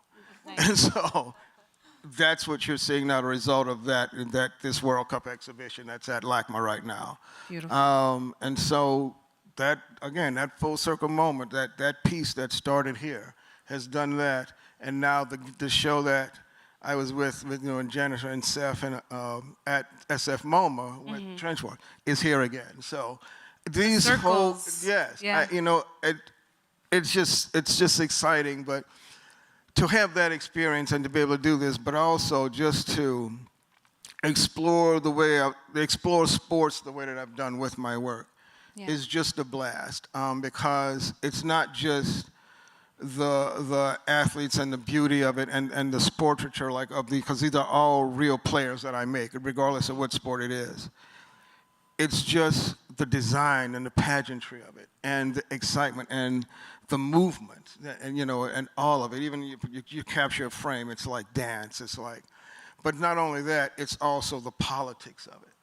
Like what sports does in terms of culture and the world and society and nations and these things. And so exploring the World Cup like I did, like I'm currently doing now, because it's a timeline from 1930 to 2023 of the men's and women's games, and just not only things that happened in some of the finals, but just in the tournaments themselves and throughout. And so the earlier discussion from the first panel, they were talking about, these human rights and political moments and all this thing. A lot of those moments are in my show. And so it just touches on so many things. Sports is life, right? Sports is life. And it's a part of it. so, yeah, that's, both sports is life, football is life, which is the title. And it's just, it's Art a is deep life. dive. Art is life, Yeah. the whole shebang. So there you go. Thank you. What a story. So let's continue these stories because this is why we're here. When we each had a moment to like touch base before this panel, we were thinking about like, okay, what are some of the topics we can talk about within an hour and a half that kind of span things that all of us have thought about in one way or another in the work that we all do. And one thing that came up a lot was this idea of how artists and athletes dedicate so much time, you talked about this too, to training, to practice, experimentation, failure, often in ways that people never see. It's like this is happening in a space on your own, you're trying, you're failing, you're trying something else. And also how this is a physical practice. It is not just something in your head, right? Holding a brush, making large-scale paintings, whatever it might be. These are physical actions, the places that you might be doing this work. Like how do you zoom in on something that tiny? How do you make huge paintings? How do you sit for hours and put together things within a dark room space? And even thinking about how do you support artists within that work? As a cultural producer, thinking about how do you make space for people. So we thought about how folks are pushed to the mental and physical limits in the pursuit of these dreams, and how an individual journey can be accomplished also with the support of a team, much like in sports. So the question is, can each of you, I guess, share or even, have a conversation, interrupt each other, it's fine, about how this statement resonates with you, with your work, and what each of you are doing currently within this field, and even in the past, like sharing things that you think need to be put forward for us here now to think about. Wow. Okay. I mean, I feel like it's a little bit more of a given when you look at an athlete. You know that to be a world-class athlete, there's a lot of practice that's involved, or there's a lot of training, and there are multiple coaches and mental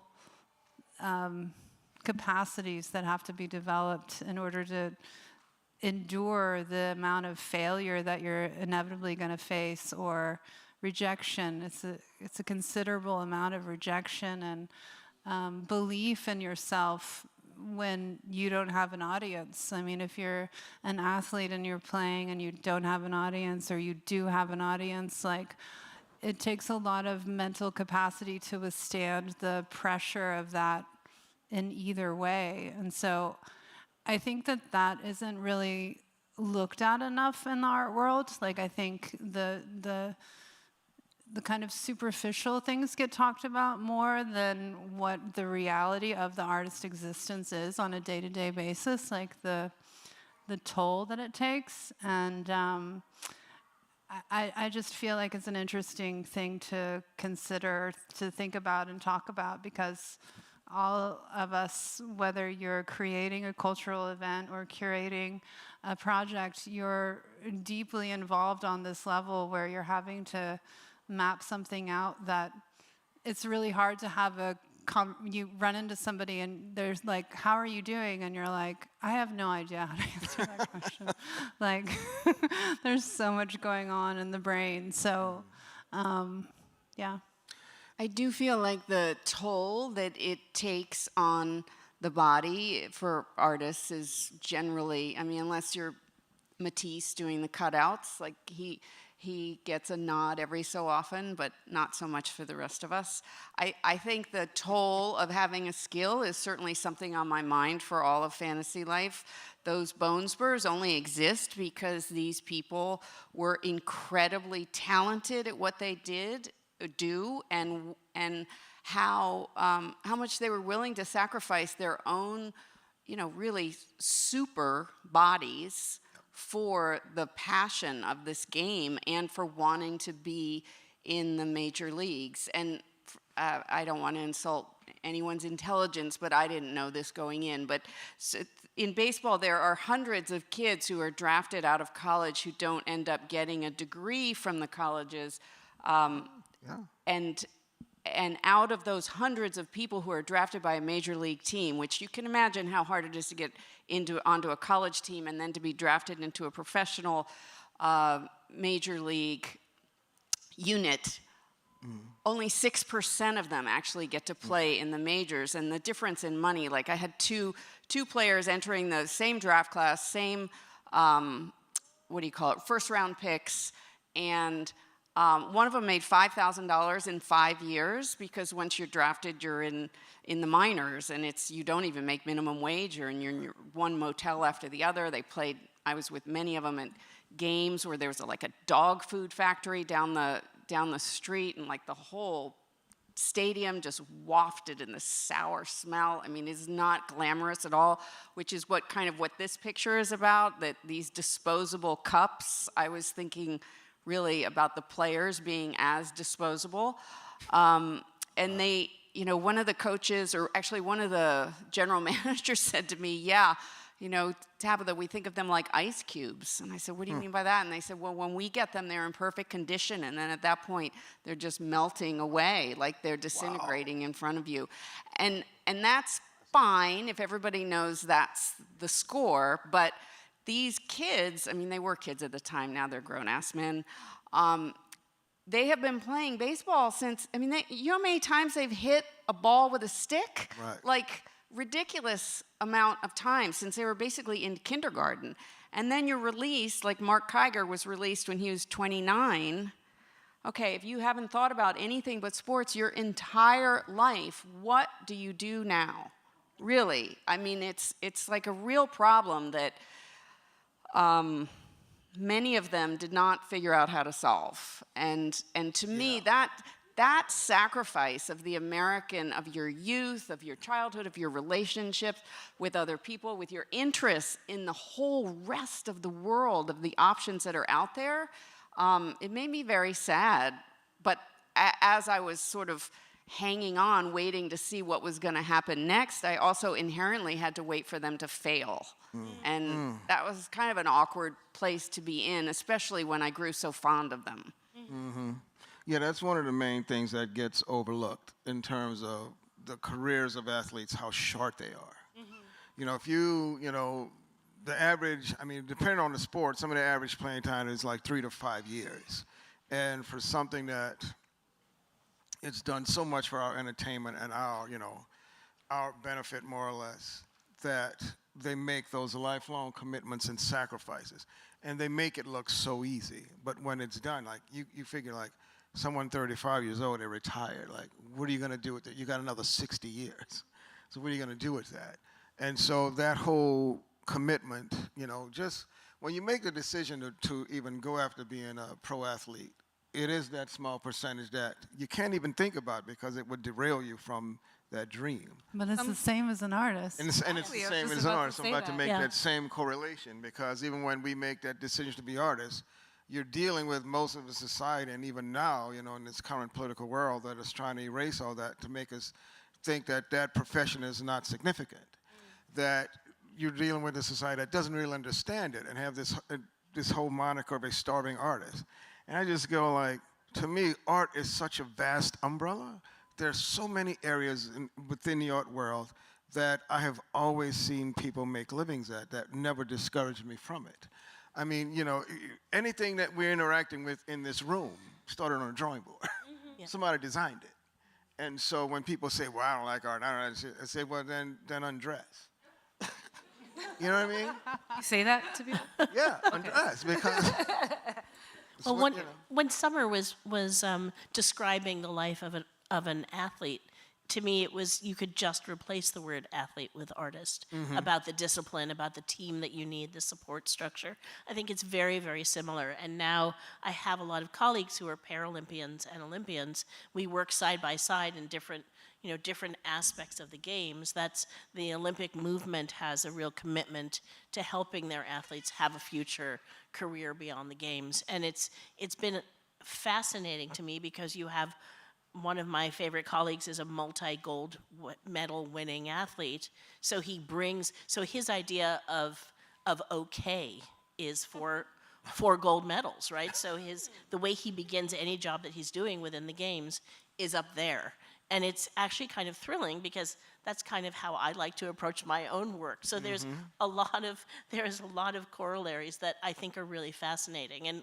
And when you try to think about putting sort of a community together of athletes and artists, which is part of the concept for 2028, to bring these two worlds together because of the synergy. It's really kind of exciting, and I think it will break down the preconceptions of it will make both artists and athletes seem a little less on the pedestal and more like everyone else is just struggling to do the best they can.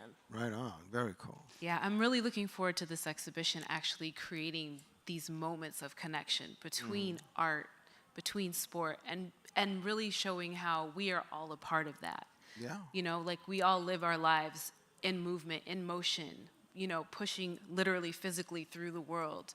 And we're all thinking creatively, whether we consider ourselves artists or not, whether we consider ourselves athletes or not. We live physical and creative lives. So I think that's one of the beautiful things that can come out of this exploration of sport, of art. And then thinking even further, like, how does all of this just connect to this bigger, as you were talking about, circles, right? Like this circle, not to get corny, but the circle of life, right? Like how does this all connect? Because when we segment our lives into like little parts, that's when we start to like lose what really matters, right? We're thinking, oh, politics stays here, art stays here, sports stays here. It's all intertwined. Yeah. Well, I was going to say, I think, there's a certain magic to watching the highest performing athlete. Like it's magic to watch somebody suspend gravity or to change your perception of reality by what they can do physically. And it's not just what they're doing physically, it's what they're doing metaphysically as well. So I think to be an athlete, you really have to build your intuition to the same level that you're building your mental ability.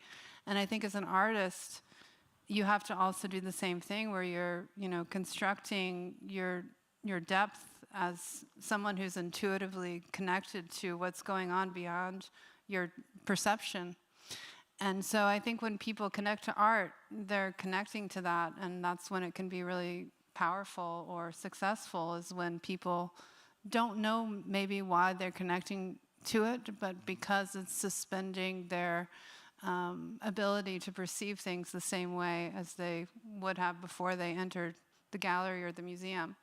So I think that's kind of the core of it. What they really connect on is that moment of magic that happens when you interface with. And I think also the connection that both athletes and artists make with the audiences that they sort of respond to. But even to that extent, I've had the situation where I've gone backstage to a friend who has sold out a 60,000 person stadium and brought the audience literally up into the air with their vocal ability and congratulated them as they've had this endless standing ovation, only to be told and reminded by that artist, oh no, third song blew the chorus. It's the same thing with athletes. If you congratulate an Olympian, they will say, well, not my best moment, but I was the best of the people I was competing against. And it's also this kind of self-effacing, but it's also, I could always do better. I could always do better. I could always strive. And it's a fascinating personality trait, I think, that's shared as well. Yeah, I think sorry. Oh, no. I was just going to say, I think the difference there is that a lot of artists don't necessarily recognize the need to have coaches and like an ecosystem around them that can help them transition through those moments, because it's not something you would necessarily designate as a needed thing. Yeah, because the correlation that we're drawing is the practice. You know what I mean? It's just practice. Yeah, man, we talking about practice. You're talking about Because, yeah, because, yes. You got to throw that in there. But that's what it is, you know. As much as athletes practice, that's just as much as we practice. Like you're saying, there's not a day goes by you don't think about it. I mean, same here. There's not a day goes by where I don't do something artistic. And so we're always constantly practicing. Even if it's I'm sitting here looking at how everyone is sitting, their postures, how everyone's different, how we're sitting up here, all of it. It's just constant practice of how I'm going to replicate that. You know, how I'm going to interpret it to some degree, whether it's in my sculpture or it's on a film in an animated character, how we're going to do that. It's always constant practice. And, you know, athletes do it all the time. You wonder, why is Michael Jordan the GOAT? Because that's all he did. He just practiced. Why Steph Curry hits those threes that way? That's all he does. And so when you think about that, they have coaches, yes, and that's what menteeism and mentorship is. We do that all the time. You have to mentor young artists, you know, and even, you know, your colleagues. I mean, we bounce stuff, conversations all the time. So it's all these things, you know. Yeah. On the other hand, I think I practice. Yeah. I didn't go to art school, so everything I try, you know, I come up with an idea and I have to actually like teach myself how to do it. Those tin types that are behind the sculpture, I did not know how to make a tin type when I had the idea of making tin types. In reading, because I didn't know anything about baseball either, so I was researching baseball, and the first baseball game happened. I mean, there's a little debate over it, but generally speaking, it's 1846, and the tin type came into being in 1853. So I thought, oh, wait, like 7 years apart, maybe conceptually I can merge those two things together. But I would say that a lifetime of striving does not necessarily equal happiness. And you can have success and have happiness be very separate from that. And I think I think we revere people who sacrifice everything for a goal or a medal or what have you, and it's very fun to watch, but I don't know. I think art is here to question really the big problems, the big, you know, what are we here on this earth to be doing? How are we leading a meaningful life? How much time are you spending distracting yourself with technology? You know, what is truth and how do you recognize it? Those things I feel like need to be asked along the way. Oh yeah, because at some point, you know, maybe it's like Darwinian that the athletic career is so short because it allows you to have a second chance and have a life that actually has you know less at stake in a way and more happiness as a result. But I definitely feel as somebody who has to control my striving. I just wonder what it's like to not be that way. I feel like people might be happier than me, honestly. I think any practice can make you question, whether it's an artistic practice, a sports practice, and we should be questioning our lives regardless of where and what we're doing. Hopefully art can do that, right? When you work within any industry, sometimes you see the other side of it with sports, with arts, with the medical field, education, and maybe you start to wonder, is this really the best field to be asking these questions? But it is, and for that reason, I think whether it's art, whether it's sports, we have to dig deeper and everything starts first with ourselves, right? But and I also think the obstacles are part of the journey. You know, so whether, you know, you classify it as happy or sad, who knows what that is? I mean, that just depends on the individual. But, because even the rejections I've faced, I mean, it's like, that's not like that shit was going to defeat me. I'm just going to keep going and just figure out I'm going to do what I set out to do anyway. So, but that's, to me, that's how I define the practice also. It's all of it. It's the obstacle. It's everything. Because I'm not sugarcoating it all, but you know, I'm just saying there are realities of it. Realities. So yeah, and like I've been, you know, even in terms of, you know, feature films, I've been working on Suckers for a while. I don't have an Oscar, but shit, I'm still proud of the work I did and that I'm doing. You know, and if I never win one, I don't give a shit. I'm just gonna have fun. But it's not gonna stop me from trying. Sure. You know. Yeah. Well, you're not going to get anything if you don't try. But I do think, and perhaps you guys will immediately think of 12 other vocations or occupations that pull this in. But I can only compare it to my two experiences. So, in my first career, I was a journalist, and I was used to, processing information and translating it and turning it into a story about it was definitely about something else, someone else. I didn't identify with the material. I just felt like it was my job to tell this story so that it would connect with as many people as possible. And there's some overlap with art in that way. But with art, I just feel like my heart is just sucked into the product that I'm putting out, and I've just like cut myself open and showing the world. And so when I get one of the many rejections that I do get, so many no's to get to a yes, right? Yeah. It feels so much more intense than somebody coming and saying, I never watch you, I hate what you guys did. I could have cared less. It really didn't But you affect me still at have all. the passion for it. Yeah, I mean, it'd be smarter to have passion about something else. But, somebody told me once, a professor told me, we're all born artists. Some of us just quit. And I thought, yeah, I think about quitting every week. Yeah. Anyway, sorry to be so positive. Great. Thank you for sharing. I love But this it hurts. conversation. It hurts. I It hurts love more than other things. That, like, if you're a surgeon, for example, I don't know what it's like, but I imagine like there's an objective result, like the patient lives or dies. Most of the time they live, right? You want them to live. There's a right or wrong. If you're an accountant, like there's an objective reality. But with art, is it good? I mean, it depends, right? So All subjective. Anyway. But I think the underlying current is that you care. If you're a surgeon, you care. Yeah. If you're an accountant, you care, right? It's like you care that the numbers add up so things can happen. You care that the person lives on the operating table. You care if you're a teacher, that your students get the best experience they can that will hopefully take them to the next step. So I think everything is like there's a care that has to be there no matter what it is that you're doing. Whether you get the awards, whether you get the accolades, the money, we all like that too, but you have to care first and foremost because those other things won't take you to the end. Right. So, do we want to do questions? We can say no in front of everybody, or we could say yes. No. Yes? Oh, yes. Let's do questions. I heard that cute little voice. Okay, let's get us. Let's see if we have some help with the mic. Just give us a moment.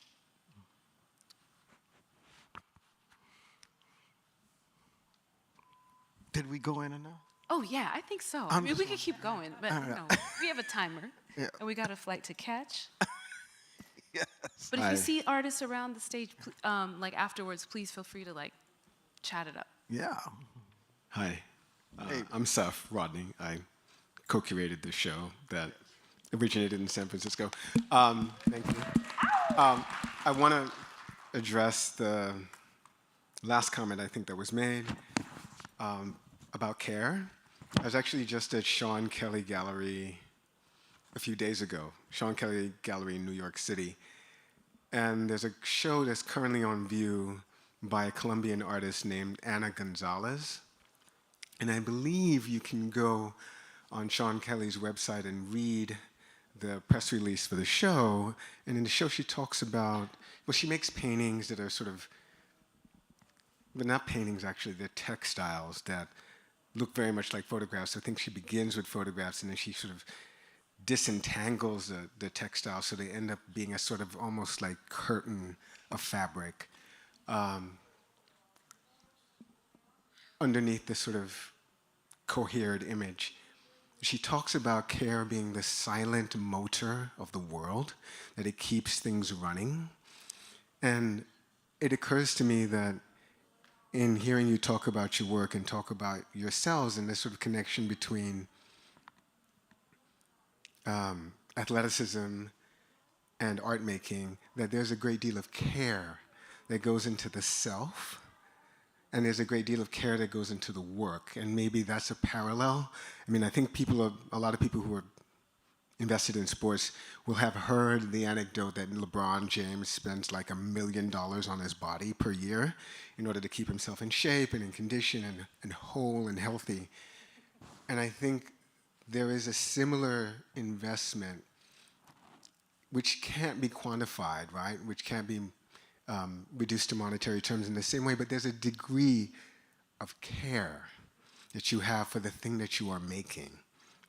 A thing that is in front of you that you know you will present to other people that, as to sort of extend from what Tabitha said, will be a kind of representation of who you are to someone else.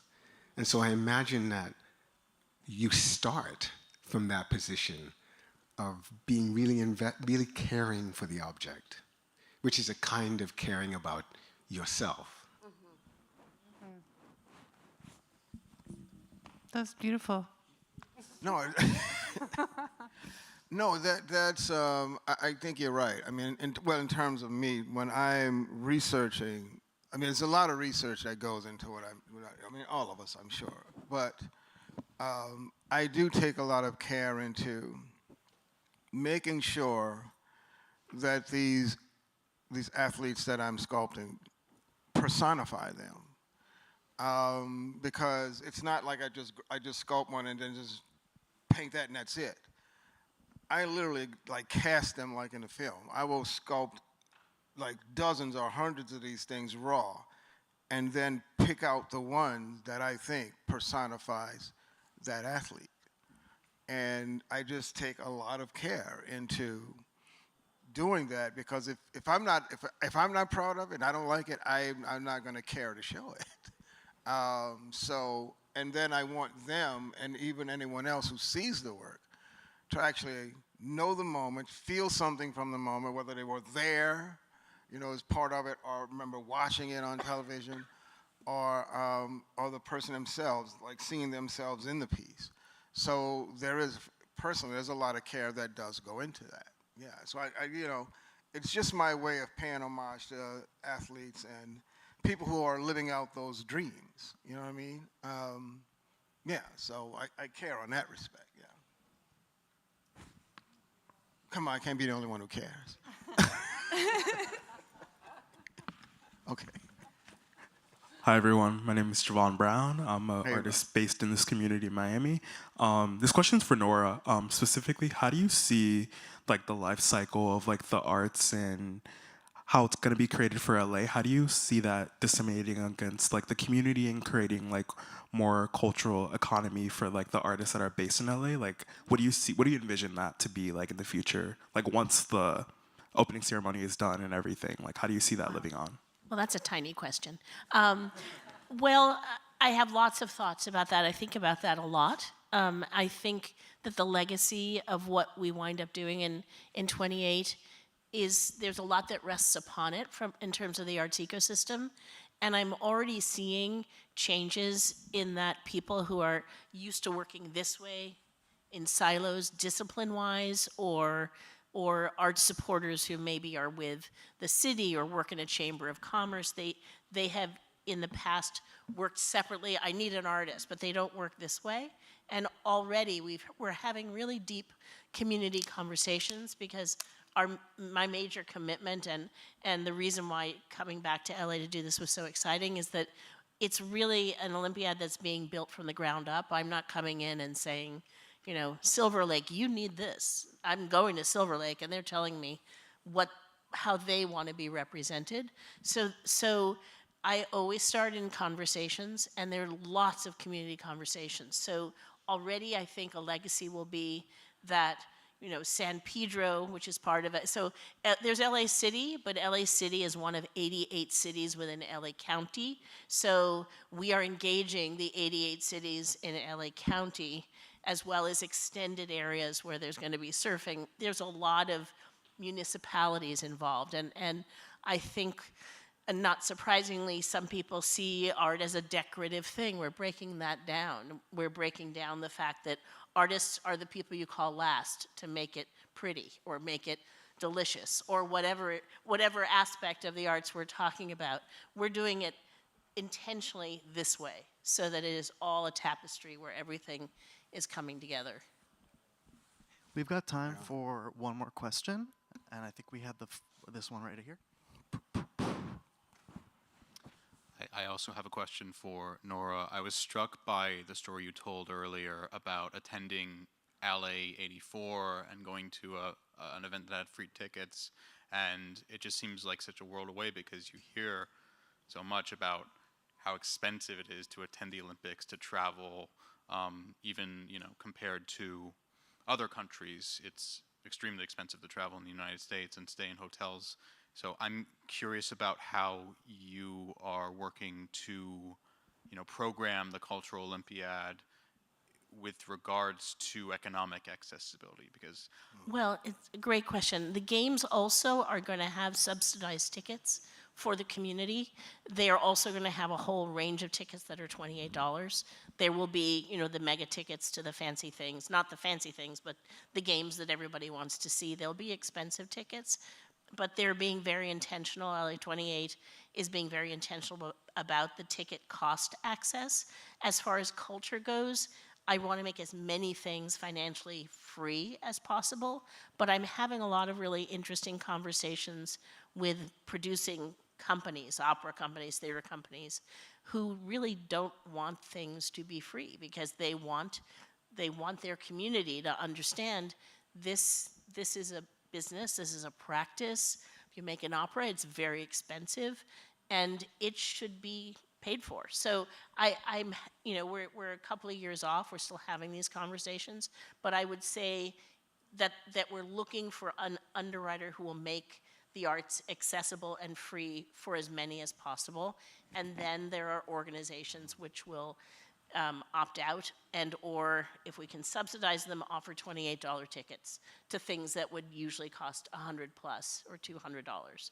And I should also say, in terms of the concept of the Cultural Olympiad, in terms of community, I and my one assistant are not manifesting everything.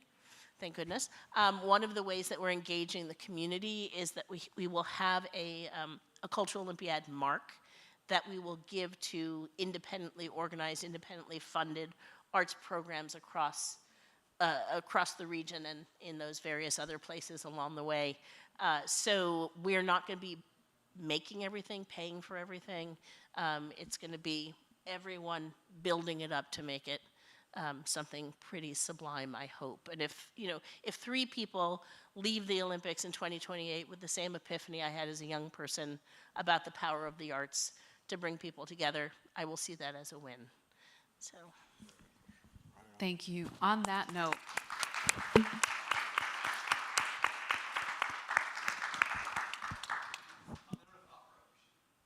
what's that?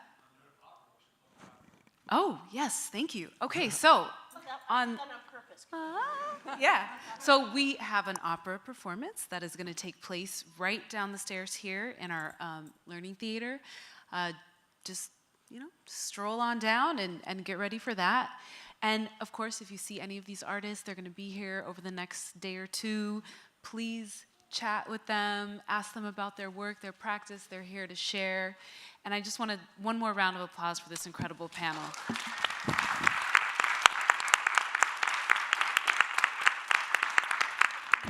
And thank you all.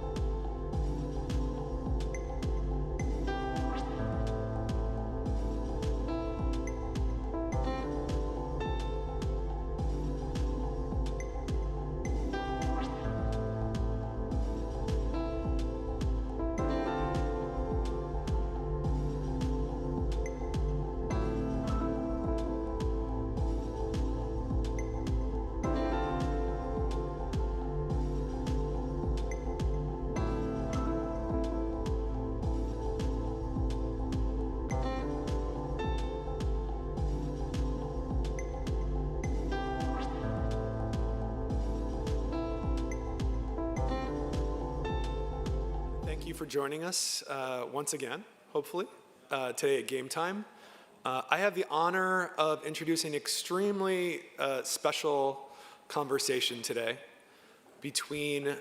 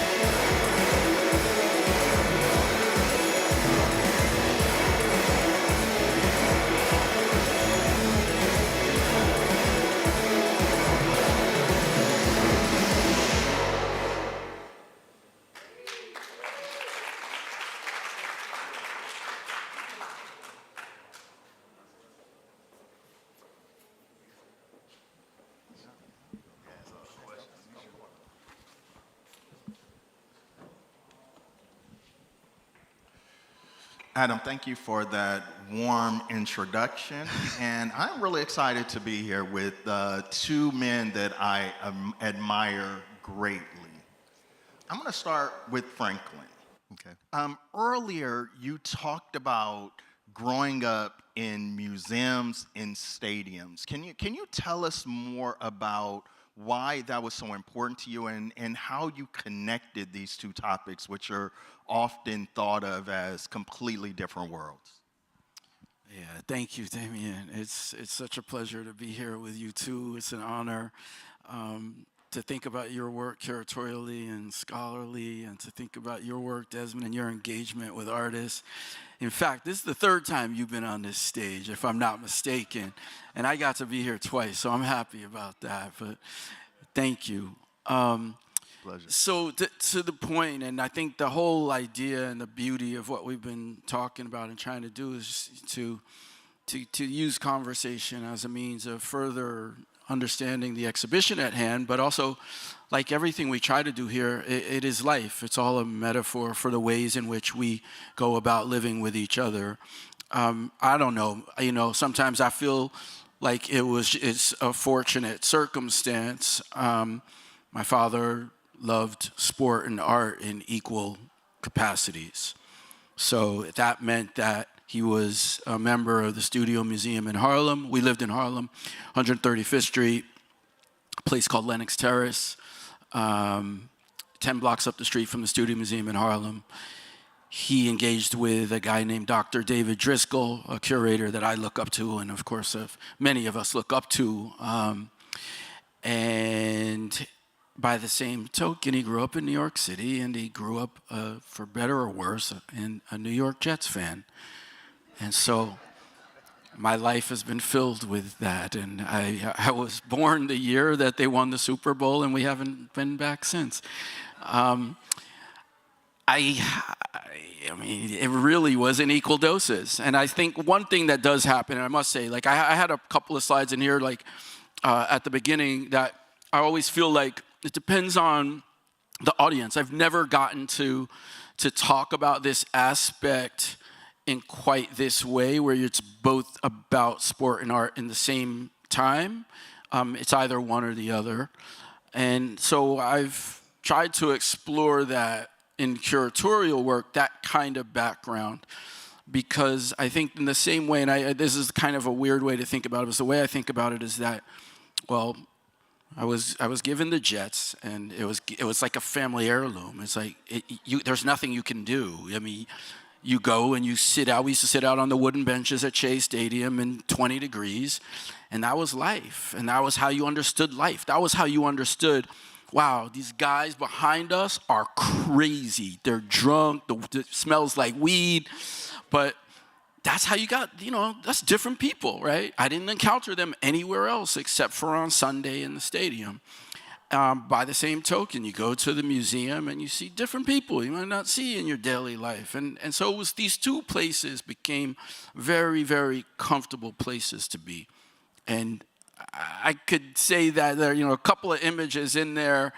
What I was trying to establish was that curating began as a curating of sports images and of idols, right? So the walls of my first room that were quote unquote curated included Walt Clyde Frazier. This guy, sartorial. So I know you know. Bob McAdoo, who's here in Miami, got to say hello to the other night at the game. Played for the Buffalo Braves at that time. And then, I don't know why, but I love the Oakland Raiders. Cliff Branch was somebody I looked up to. And then there was Pelé and there was Muhammad Ali. And so that was that was what was happening. I grew up in New York City in the 1970s. People sometimes ask me how you're so much into football. So I grew up in New York at a time when Pelé was there. Carlos Alberto was there, also from the Brazilian national team. Julio Mizet, their mentor, coach kind of figure, was there. And we went to Pelé soccer camp. It was like just regular old, that's what you do. It was also a time when other players like Giorgio Chinaglia from Italy, Franz Beckenbauer, the captain of Germany at that time, West Germany at that time, was there. And they were all incredibly accessible. And that's kind of the entry point. So a little bit of curating and a little more sport. Thank you. Desmond, I'm going to ask you about your art collection a little bit later. But I want to start with the particularly important photograph, an iconic photograph, and you bought the copyrights to this particular photograph.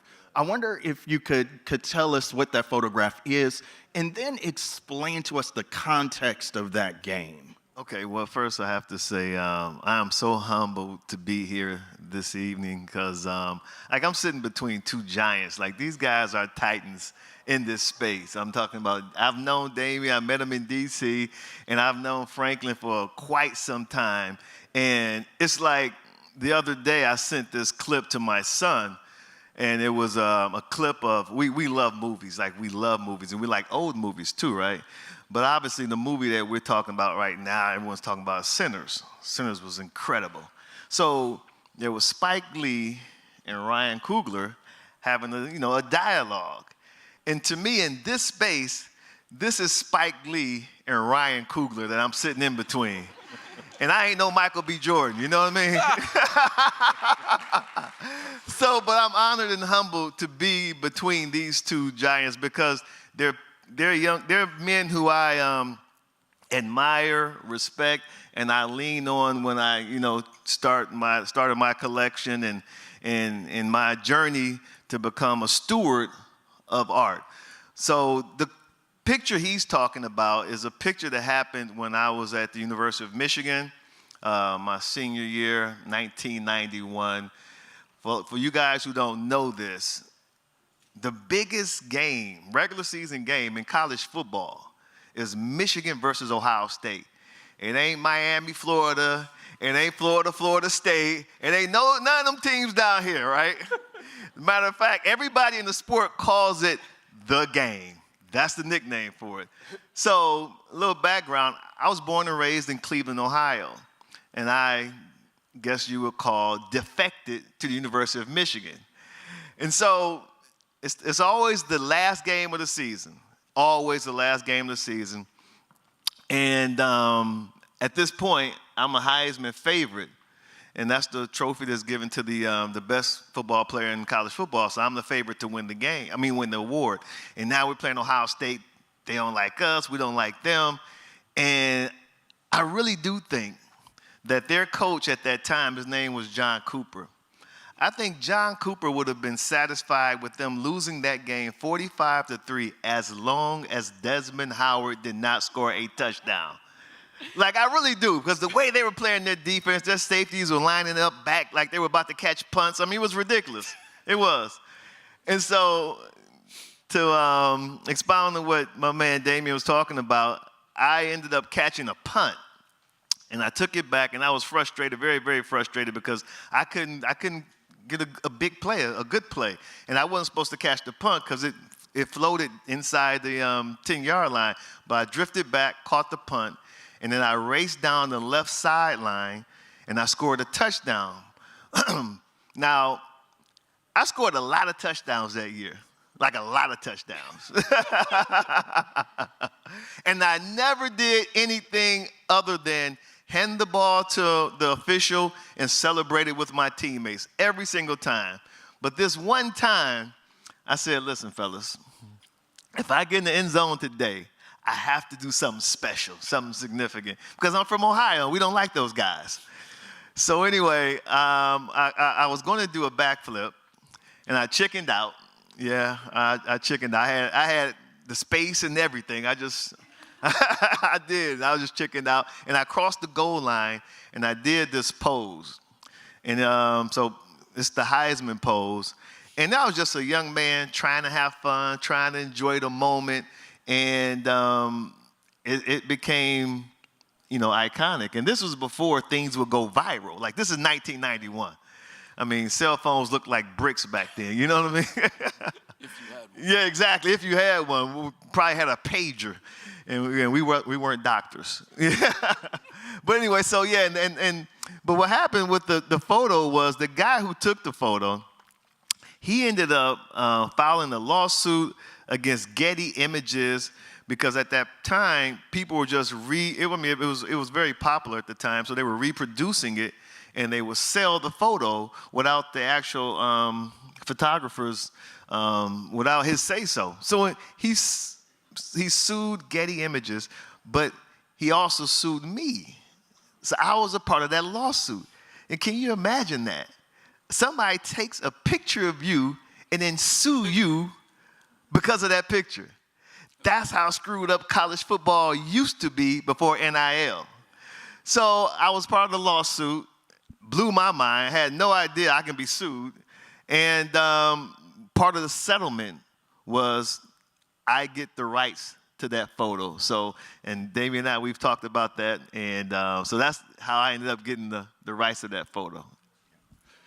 What's interesting about that moment was that, particularly in the NFL, you could not celebrate scoring. The NFL for about 25 years outlawed any sort of celebration.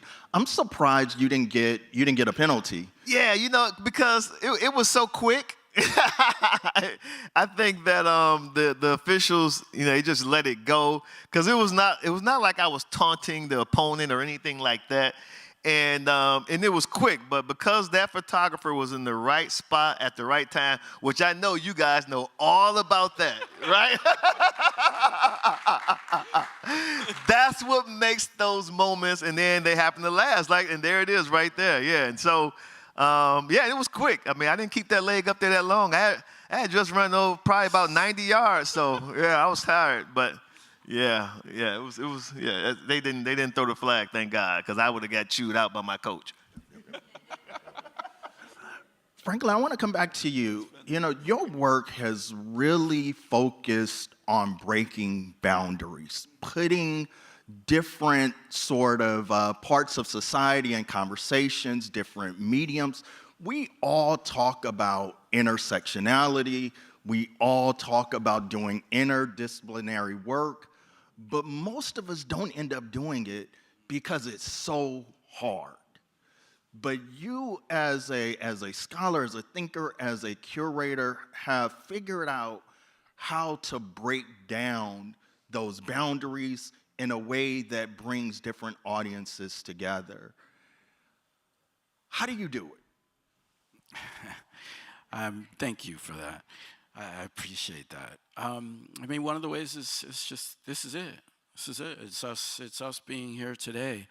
It's bringing in an exhibition like this in 2026 when, you know, the Miami Open is happening right now and WBC happened the other night, and you know we're on the pulse of something incredibly special here right now. Obviously, the World Cup is coming up, so I think it's very much about the context of seizing moments, and in a broad sense, it's also the going back to interest and growth of interest, where we all share a common denominator here. We're interested in sport, we're interested in art, and share a good amount of artists that we specifically are interested in. And so I think from the beginning for me was, how do you communicate with the art? There are some people who like this, there are some people who like that, but what are we talking about when we talk about broad swaths? And I think the idea, at least for me, was, okay, where is there intersectionality? Where can we amplify each other around shared interest and hopefully collective goal? And so that has been a kind of guiding light. Not that I'm not interested in other things, but that the first museum exhibition I did was a show called One Planet Under a Groove, Contemporary Art and Hip Hop, right? So it was like, I'm plugging off of George Clinton, plugging off of other elements that weren't normally seen, I guess, in the space of the museum. That was 2001 at the Bronx Museum. And then following that up with a show like we talked about a little bit this morning, For the Love of the Game, Race and Sport in America, which was at the Amistad in 2006, and included Hank Willis Thomas, it included Rashid Johnson, it included Muhammad Ali, actually. That print that's on that slide is a print that was in my house. It was a print that my father had, right?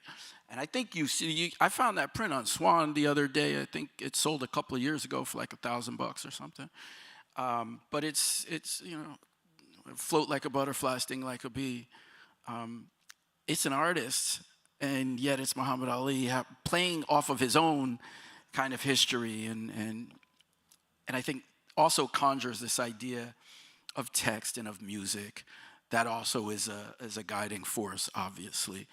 After that, first exhibition did actually in Miami in 2008 was a show called Neo Hoodoo Art for a Forgotten Faith, and that was a way of taking spirituality as our common denominator, right? We all relate to music, we all relate to spirituality in some fashion, form, and we all relate to sport in some form, at least most of us. And so that has been the kind of guiding light, and I get to work with an amazing group of people here.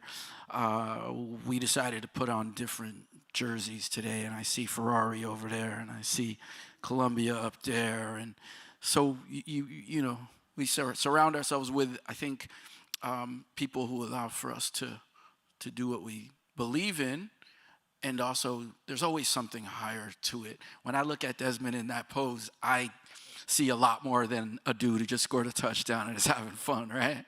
There's something very powerful about that, especially in the context of the images you're showing from your collection. One of the things, I've spent a lot of times in sports exhibitions and sports museums and Hall of Fames, and if I were to offer a critique of many of them tend to focus in on nostalgia, that sports are always great, they're always beneficial, they've always showed the best of who we are. This exhibition intervenes in that conversation.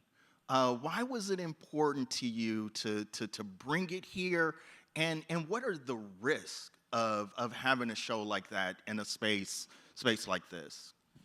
Well, fortunately, that's what we do. That's what we're here for. Is to have the art be the impetus for a much bigger conversation, and I think we try to do that with each and every exhibition that's on view.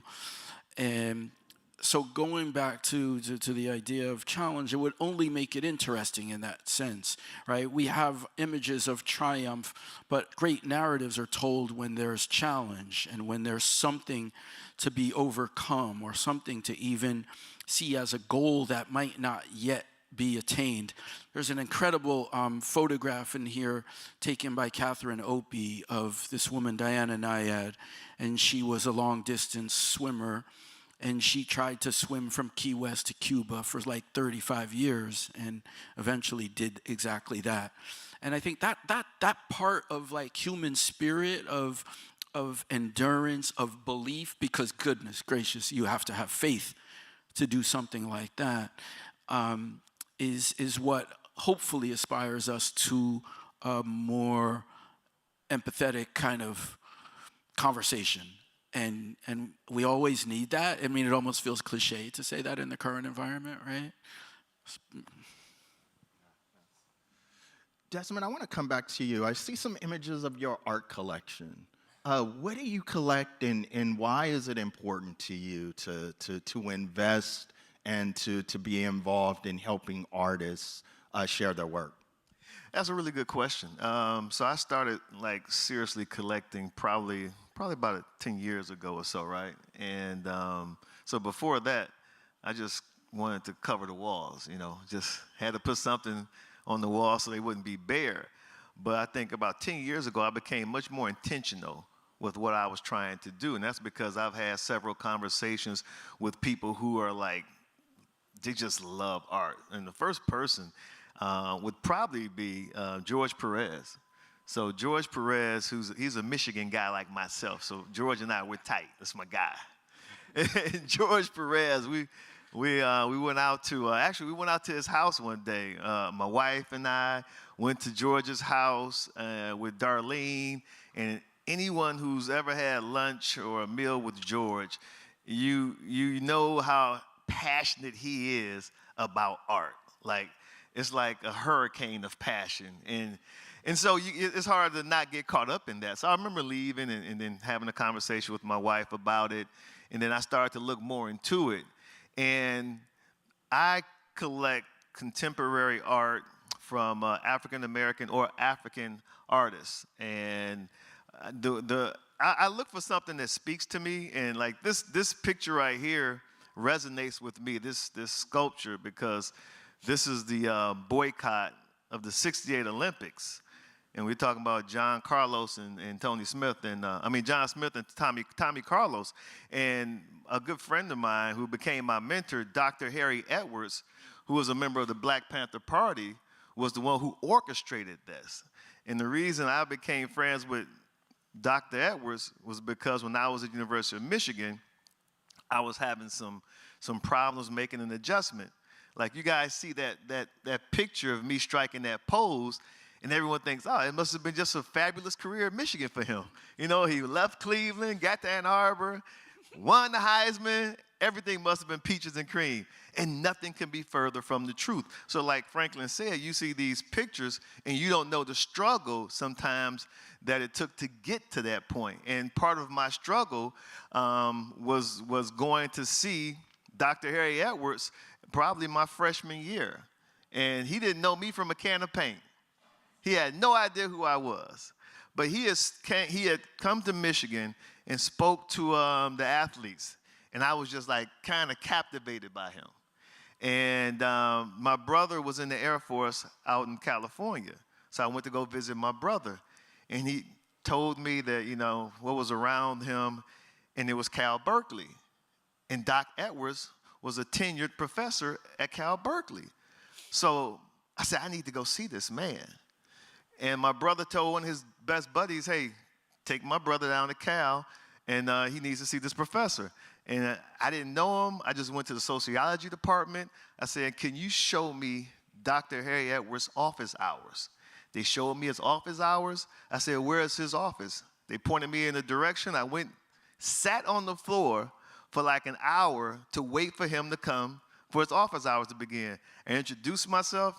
Doc, you don't know me, but my name is Desmond Howard. I'm a student athlete at the University of Michigan. You spoke there X amount of months ago, and I just wanted to know if you would give me 10 minutes of your time. And taking that opportunity, that risk, so to speak, led to us having a fantastic relationship. He gave me his book, one of his many books, and he signed it for me. It's called The Struggle That Must Be. And so when I see this, like these images, they take me back to that. And that's why I collect art, because we have our stories. And I want to be, like I said earlier, a steward of our art, because it tells our stories, it tells our history, it promotes our culture. And I'm sure you know nowadays there's an all-out attack on our history. Like they're literally talking about this book, that book, that book, that book, that book, back that book, and that book. Take it off the shelves, burn them. And those are normally something to do, books to do with our history, our culture. So I just felt like we had the means to do it. And it's not an obsession, but it's probably the cousin of an obsession, because I love collecting art now. I do. It is. And I love it. The one thing I would have done differently is, you see the pictures behind me, I would have included the pictures of me with artists, because that's what I do the most. I love those relationships. My wife would tell you, so Michigan played in the Rose Bowl a couple of years ago. It was one of the greatest Rose Bowls in the history of the granddaddy of them all. They played Alabama. It was Nick Saban's last collegiate football game, and Michigan beat Alabama in overtime at the Rose Bowl. But that was not, well, that was the highlight. I can't lie. I cannot lie. But before that game, we went out there early, my wife and my kids, and we went to two studios. We went to Kalita Raw's studio with the Kalitas, and then we also went to a guy named Calvin Klossel, his studio. And we went to a couple of museums, you know. And so that was like great for me to experience all of that with them before Daddy had to get to Pasadena and start working. And so, and I got pictures with all the artists because I like the relationship. I'm more process-oriented. A lot of people are like results-oriented. I want to know the process. I want to know, how did you get here? Like, what did you do? What do you use? How long does it take you? What time do you start? Do you listen to music? Do you meditate? Like, I'm fully engulfed in the process. So having these conversations with artists and then acquiring their art and being a really legitimate steward of their art, there's now a much more emotional attachment than just going somewhere, picking this piece out because I have enough money to afford it, and then just shipping it back home. Yeah, wait, can I add on to that? I was going to say, it's so much about the engagement. There's one picture 100%. in there, I think, with you and Derek in the studio, Forjor. Oh, yeah, Derek, yes, sir. Yeah. And it's with you, it's always about the conversation. It's about the engagement. It's so good to hear you say that. And I'm reminded of a poignant moment we had upstairs where I could not believe my eyes. The 1996 Super Bowl champion walked up to an artist so humbly with a little catalog to ask her to sign it. It was Bisa Butler. It was such a beautiful thing to see, and I could just see the conversation between the two of you in that moment was just so beautiful to watch. And to me, that's what it's about. It's about those are the moments we're here for. Yeah, yeah. And like I said, I appreciate you guys, everything that you do to make moments like that happen. But for me, it's just so humbling. I'm forever a student. I love learning. I'm like a sponge. I just try to soak up everything. And that's a picture of me and Derek. As a matter of fact, my daughter, who lives in New York, she was with me. Actually, she took the picture. So my daughter Sydney took that picture. But yeah, we were at his studio in the Boogie Down Bronx, and yeah, it's always fun interacting with the artists and just hearing the backstories to certain pieces. Yeah, I love it. Oh, thank you. Franklin, Desmond just talked about being mentored by you being someone who he could come to. You've done that for countless people. You've also done it for artists. I think that's one of the great things about being a curator, being a museum director. In your case, is getting the opportunity to talk to people about their work and to perhaps shape it, to perhaps influence where people go, because you're one of the gatekeepers. What you've done at this space is allowed people to show their work. In many cases, you've offered people their first opportunity to have a solo show, which is essential for people as they kind of move forward in this career. What are some of the lessons or things that you're always emphasizing to both collectors, but also to artists? What's your message to them?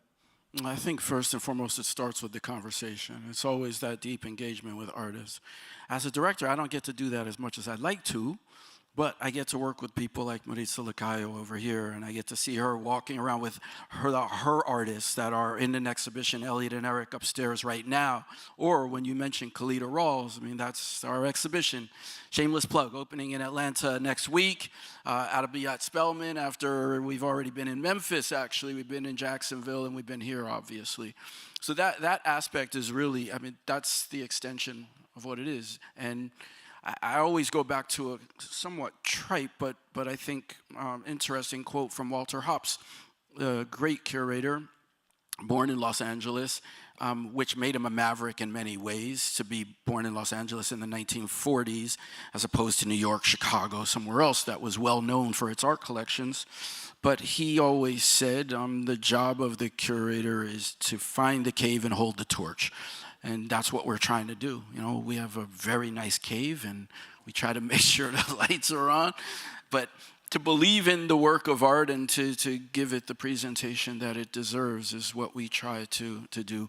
Regarding the conversations, I mean, to be able to be in conversation with Desmond about art and about artists, that's the apotheosis. That's what brings us here today. That's what those little kid dreams were all about. That's it.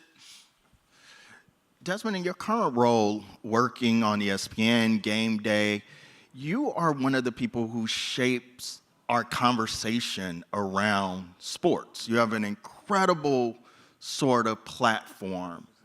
What are the messages that are most important for you to share to your vast audience? About sports? About sports, about culture. Oh, well, I'm the only brown face on the desk, so I have to represent our culture in the best way possible. And I'm always aware of that. But it's been like that since I can remember, because I take very seriously the sacrifices that were made, and not just by my parents, not just by my coaches, but the sacrifices that were made by a lot of people before me. Like I said, the 68 boycott, talking to Dr. Harry Edwards, and everybody before that, the civil rights movement. A lot of people sacrificed a lot to put me in a position that I've been in and that I'm still in. And so I don't take that lightly at all. And I need to make sure that I represent them accordingly. When I was at Michigan, I had a mentor who eventually became one of my best friends and a consigliere, so to speak. And one of the things he taught me was just become the best version of yourself. Don't try to be the best this or the best that. As long as you become the best version of yourself, then everything will fall in line. And it was very important for me to hear that message at that time because, like I said, I had some issues I was dealing with at Michigan that made me go unannounced to talk to Doc Edwards. And at that age, you think that you got everything figured out, and it's everybody else, they're the problem, not you.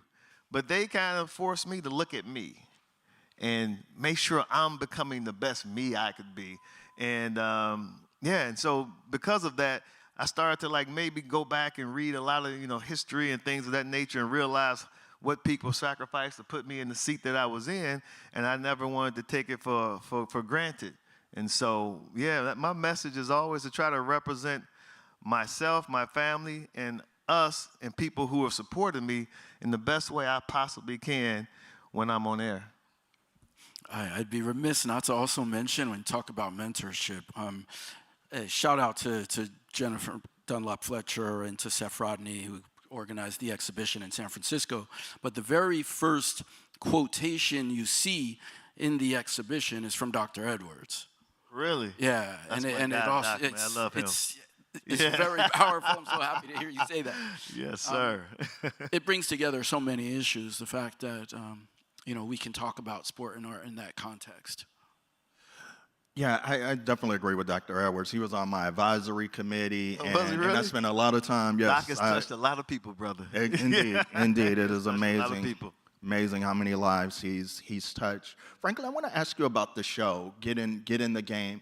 Often when shows are traveling, the host institution gets to frame and contextualize to fit its environment. How have you shaped the show or presented in a way that might be a little bit different than how it's presented in San Francisco? I think everything that we try to do here, as a whole. And I say everything. I mean, programming, collecting, presenting. We like to see through the lens of here, and recognizing what that might mean. I think there are many museums of international modern and contemporary art. You're only going to get a version of what we do here. And that means, wanting to be the best at presenting the work of Latin America and the Caribbean, looking toward the African diaspora. And that happens in the exhibition. So we added probably almost half a dozen works that are specific to here. You just heard one. Red Milalali is an addition to the exhibition that happens here in Miami. How could we not? Someone who creates their own work and then uses that fashion work in the big context of the front row of the Miami Heat game. We also have that work in conversation with Leroy Neiman, who spent time in Florida specifically and in Miami specifically, was sketching Muhammad Ali in 1971 at the Fifth Street Gym in Miami Beach. Was here unfortunately for a Jet fan, he was here in 1972 when they did that 17-0 thing, and he engaged with Don Shula, so we got those drawings up there. So those are all elements that we added. Of course, the great Alex Archea, who I think is here with us. We added a piece in the middle of the second gallery upstairs. We added a work by Nelson Lerner, an incredible Brazilian pop conceptualist artist who died a few years ago. We added a small football field made out of figurines by him. So yeah, we needed to do that, to put our flavor on it. I want to ask you about, Franklin, one of the things we've seen over the last couple of years is a lot of athletes and entertainers using the medium of museum exhibition to sort of tell their story. There was an exhibition of Jay-Z at the Brooklyn Library, the Spike Lee show that traveled all over, Swiss Beats and Alicia Keys using their collection. We saw a show of Carmelo Anthony in Baltimore. Why do you think it's become so important for the entertainment world to use that particular medium, or what's so unique and special about the exhibition as a form of expression? What I see in those great examples is that we're all playing our part, and that things are getting a little bit closer together in conversation, right? These things are not apart, right? Music, fashion, art, it all goes together. And to try and look at them in their own little vacuums is okay, but it takes away from the power of when we look at these things collectively. And for us, I have to say, one of the things that I think we are able to do being here in Miami, not in New York, not in Chicago, not even in LA for that matter, is that there is a shorter history, right? Our museum started in 1984, And that sounds like a while ago for some, but in the scope of museums, it's a really short period of time. And so it allows for us to work in a contemporary space in ways that are much different than other places. And I think we try to embrace that, and we embrace that with the idea that museums are for everyone. And I talk about sometimes, I don't know if I felt that way necessarily when I was a kid. I knew it when I was at the Studio Museum in Harlem, right? A museum that's dedicated to the African diaspora. I don't know if I felt that when I went below 96th Street. In fact, the exhibition Neo Hoodoo is somewhat about rescuing art from what has been called the Center for Art Detention, right? And the Center for Art Detention is at 82nd Street and 5th Avenue. We also know it as the Metropolitan Museum of Art. There's a beautiful scene in Black Panther, speaking of Coogler and movies, where you got to rescue the artifacts, right? So Neo Hoodoo was based off of that same idea. And I think we don't have that problem, right? It's not about rescuing artifacts in Miami when you've only been there for 1984. So we get to lean into a very different history that hopefully is one that is much more palpable in the present. Oh, thank you. We're going to open for questions. I'm going to ask Desmond a final question, and then we'll open for our questions from the audience. Desmond, you've collected some of the most important artists of this day. You built an impressive collection. What's your plan for the collection? Do you plan to make your collection available to institutions, perhaps work with an institution to travel your collection? What's your vision? Well, first of all, that's a fantastic question because it's something that I've been thinking about. And I just need to have conversations with people like you and Franklin as it continues to grow, because I do want to share it. And you guys mentioned some entertainers. You have athletes. Like I traveled to Memphis to sit down with Elliot Perry. EP is like big in this space. And I actually traveled to his home so he can mentor me, so he can counsel me. And, you got Malcolm Jenkins. He's a former football player. Malcolm Jenkins, he's a collector. So it's good to see more and more athletes. I actually had a conversation with a football player in my preparation for the NFL draft, because we do the NFL draft, and that's next month. So in my preparation, I had a conversation with a player who's an offensive tackle at Utah. And this guy's name is Caleb. And he's 6'6", maybe 350 pounds. He's a first rounder. He's going to go in the first round next month in the NFL draft.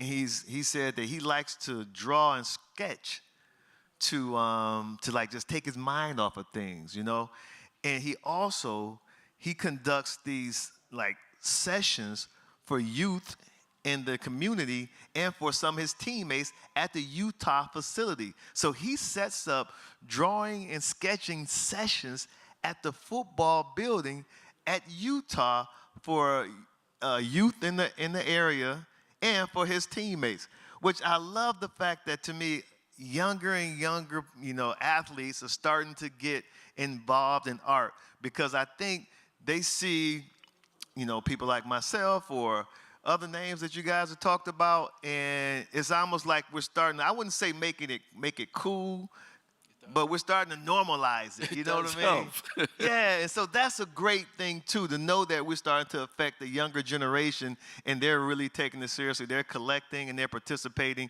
But yeah, that's something that I've thought about and started to have conversations with, and yeah, we'll see. We have to slow down on it though, because the missus, yeah.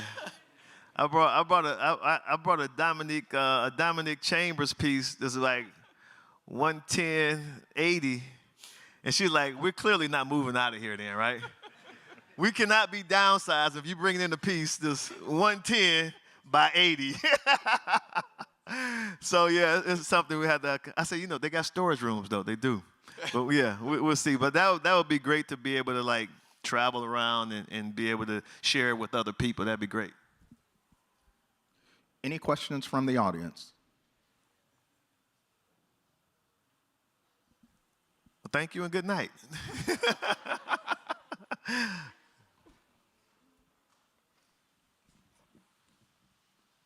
Hello. I'm Ivy Billier. I work at the Museum of Fine Arts in St. Petersburg. I love this talk because I grew up in Jacksonville, Florida, so I'm a Jags fan, but I also went to FSU, so I'm a big Florida State fan. And so you're right, it is Michigan and Ohio State, but like, we'll settle that later. But one thing that, and now I work in an art museum, and I played flag football for 4 years. Like, these two worlds colliding is really awesome to me. But, we're in an art museum doing this panel. What are some ways, maybe Franklin or Damien, that you want to take this outside, community outreach-wise? Like, how do we go to the kids who are playing sports and tell them, like, hey, actually come inside the museum? Oh, thank God for our education departments. I mean, Marie, that's what we do every day. Try to make not only collaborations with other organizations who are providing access for youth, but actually being there and meeting people where they are. And I think that's another, important aspect of this exhibition specifically, is that it allows for you to talk to different programs that might not already be affiliated with the museum, may not have been here yet, and to take advantage of all of these events that are coming up in order to bring more people in to do exactly that. I think back to my own experience. The very first museum exhibition that I went to was associated with the LA '84 Olympic Games. It was an exhibition, it was the opening exhibition at the California African American Museum, and it was about Black Olympians. And so I, at that point, had no idea that I wanted to work in museums, but that was something that really shaped me and helped me kind of think about sports in a very different way. And in some ways, it's also kind of ironic because the curator of that exhibition was Lonnie Bunch, who is now my boss. And so we want to create opportunities for other people to have that experience. And because you never know what kind of show, what kind of experience is going to be transformative and impactful for someone. And so you have to bring people in.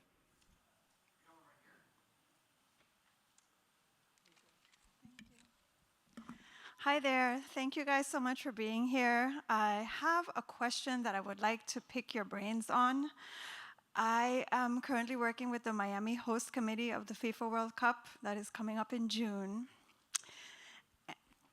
And I am mulling over a project, I can see it in my mind, the social anthropology of football. So yes, sports photography, there's going to be all the photographers and the journalists in the stadium, but from a community perspective, I know the fine art photographer that I might work with for this, and I'm seeing, the fans cheering or crying at the fan festival that's going to be down here in Bayfront Park. I'm seeing fans in Little Haiti. I'm seeing fans in Little Havana crying or cheering for their favorite team. I can see the football jerseys. I'm thinking about it capturing the different cultures and ethnicities within Miami, but from a fan perspective, not necessarily from the sports angle. I'm looking at funding, of course. How does this work? What is the highest and best use of this photography? Is it in a gallery, in a museum? How does Miami capture? My background is also destination development. So I'm looking at, destinations are not just selling sun, sea, and sand anymore. We need to define as Miami, what is our cultural identity? Culture is infrastructure. Identity is an economic asset. I think that we need to, we're in full mode preparing and prepping for, the World Cup coming up, but we need to, it cannot end on July 19th. We need to document for future, but from a higher perspective. How do I go about this? What do you think? What angle should I be looking at? Give me some direction here. I appreciate it. Well, we were definitely, myself, Marie, and others will be happy to meet with you specifically to talk about this further. But first and foremost, we're working with Little Haiti Football Club now with the kids there. That is one big aspect. I'll also say the social media that FWC 26 has done does a lot of what you're saying.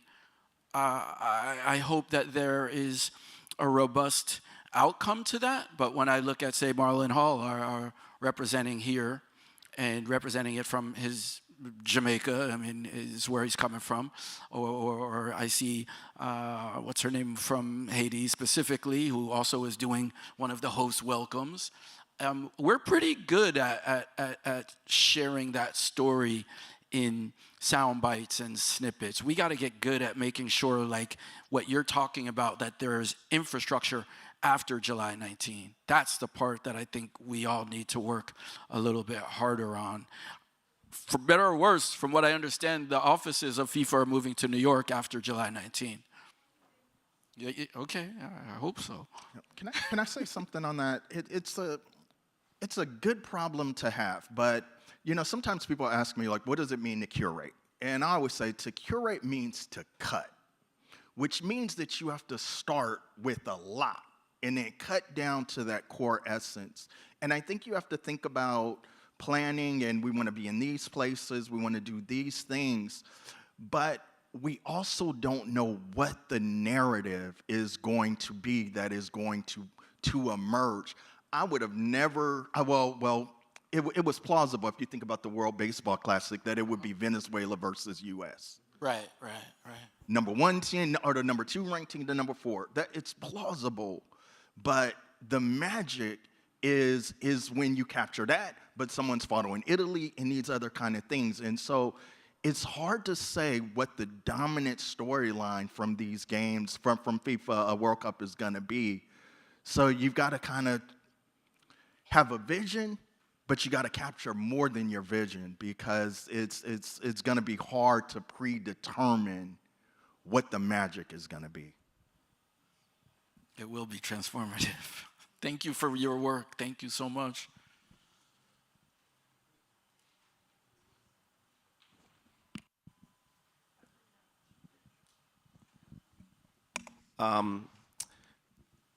As an art dealer, we talk a lot to our clients about the question you just asked, Desmond, about what are you going to do with your collection. And just for Dr. Thomas and Franklin, as museum professionals, I'm just curious, what advice or would you give to a collector who's thinking about that when they start thinking about it? You know, what would you say to them? Because there's so many ways to think about donating a collection. That's a tough question. It's a difficult thing to sort of ask. I think part of the challenge is when you donate things, you don't get to control how they're used and how they're framed. But in some ways you can, because different collections have different points of emphasis and things of that nature. So I think it's first important to make sure that an organization is going to use your work, because I don't think you want to demonstrate it to some place that can't make it available to people, that don't have a need for it, and you also want to take it someplace that shares your values. I think that's the most important thing, and in some ways the way to determine that is to go look at what's on the walls right now. And I think that'll help you make that right determination. Very good. Love this discussion. So earlier Desmond talked about erasure and what we're dealing with in that sense. So in terms of institutions, the Smithsonian, Perez, and other institutions around the country that we're familiar with, how are you guys dealing with that? You know, from with artists and with collectors and patrons and all. From that respect, how are you guys dealing with that at your respective institutions? And I'm asking this someone, I mean, with the experience at the National Portrait Gallery. So I just want to know, yeah. In our case, sometimes you have to be reminded of your history. Our museum took 100 years to get built. Through various sort of opportunities to share this history. And I think back to John Lewis, Congressman John Lewis, who introduced the legislation for the very first time in the late 1980s and continued to introduce it every single congressional session until it finally was signed by President Bush in 2003. And what he said is that we have to tell our story without anger or apology. And whenever I feel like things get tough, always have to be reminded of what our mission is. And if we are not going to tell our story, there really is no need for the museum to exist. And so we always have to remind ourselves from whence we came. And so that's how we ground ourselves in the work and in the current moment. Yeah, mission and vision is what do you believe in, and we have a very clear mission and vision, and our mission and vision, I think, can be a guiding light and a guidepost to what we believe in and what we will continue to do. Otherwise, we don't really exist in a way that is different. I think that it's hard to imagine, some of the things that y'all are dealing with in DC at the moment as far as presentation, and we talk about, you mentioned National Portrait Gallery in particular. I mean, we all know, it's been challenging. And I think that collectively, we are, regardless of our individual situation, collectively we are all working together in that sense. We've got time for just two more. Sorry. Hi, my name is Callie Nikitas. I'm from Los Angeles, and it's a selfish comment I'm going to make. Thank you for a great exhibition. I came here, and I'm not disappointed, and the day has been good, and I look forward to tomorrow. The panel before was wonderful in terms of the relationship between art and athletics, very powerful. What I loved about this panel was the power of relationships that are built in the arts. And I heard that from all of you, but from a collector's point of view, the relationship with the artist, the mentor, the curators, the galleries. And as I get older, I feel like that is really the big, big takeaway. So keep collecting, and I look forward to the rest of the day. Thank you for letting me share my thoughts. Thank you. Hi. Thank you so much for this incredible panel. I was curious, Desmond, specifically, as you talked about the collection as driven by stories and the importance of history. I was also curious if you noticed anything that your experience as an athlete brought to your eye, or things you found yourself drawn to, whether the figure or different kinds of endurance, or just how that maybe informed some of what you're drawn to. Yeah, well, there's actually an example of one. If you saw the picture of a bunch of cyclists, because now that my football days are over, I cycle. I'm a professional amateur cyclist right now, and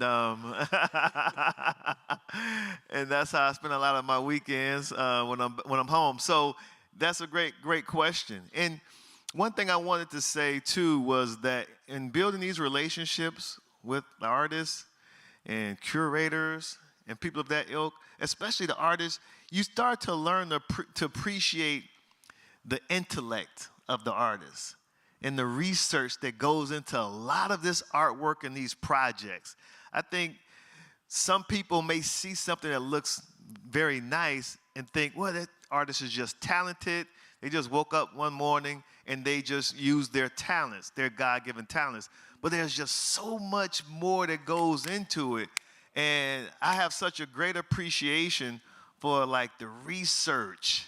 We had Harmonia here. She talked about the research that goes into her art and the intellect of these artists. So always, like I said, I'm like a sponge. I'm always learning, and I love that part. But yeah, like the cyclist, that's one that I was like, oh, I gotta have that. And I gotta meet this guy, Derek. He's phenomenal. So it's a great question. Thank you. Please join me in thanking Desmond Howard and Franklin Sermon. Thank you, guys. So guys, Fashion of game time. We're making a game time decision here. We're out of timeouts. So I would like to introduce the executive director of one of Miami's, I think, most prominent and respected cultural organizations, the O Miami Poetry Festival, Melody Santiago Cummings, who is our presenter today for a very special reading. So Melody, why don't you come on up and tell everybody what we're in for. And thank you, Desmond, thank you, Damien, thank you, Franklin. All right. Hi, folks. I am so excited to be here, and there is no conversation of art and poetry without or art and sports without the inclusion of poetry. So I am incredibly excited and honored to introduce you tonight to Hanif Abdurraqib. I've had the opportunity of reading hundreds and hundreds of poet bios, and this is by far the best, and you'll know why. Hanif Abdurraqib is a writer from the east side of Columbus, Ohio. That's it. No notes, absolutely perfect. Miami's had the pleasure of welcoming Hanif back to Miami many times to, of course, share in his poetry and add new layers to our cultural memory and briefly let us into his many obsessions. Whether he's discussing second chances, mixtapes, Marvin Gaye, or Buster Douglas, he has the ability to let us in on understand topics that we think we know, but he refracts it and reimagines it in a way that stays with us. All of the projects and opportunities that Hanif has contributed to O Miami, one of my favorites and I'm most proud of is a book we released, a chapbook we released during the pandemic called Highlight One, where we invited poets to write in response to students. And Hanif was paired with a Miami fourth grader named Stephanie, and her poem was titled Ode to the Kiwi, which begins, "Dear Kiwi, you are like Chewbacca because you fought for what was right. You fought for your right to be delicious, like Chewbacca fought for the galaxy." To me, honestly, that's as good as poetry gets. And Hanif rose to the occasion and met Stephanie's poem with a kindness and tenderness and an imagination that defines his work. And we're here at game time, so of course I'm gonna weave in a sloppy simile. And I really feel that from a sports perspective, hearing Hanif read is like seeing a really great game. Whether you've got skin in the game, you can expect that there's gonna be tension, delight, unexpected turns, and regardless of the outcome, you feel more fully human. So tonight, let's welcome Hanif.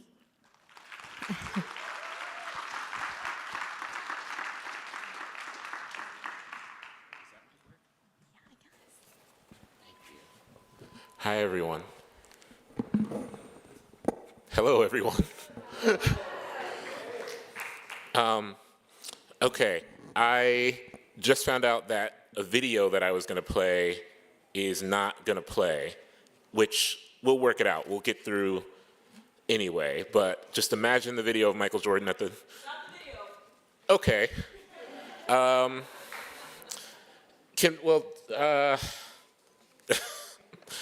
Can we first put up the Chris Webber, Jalen Rose photo, please?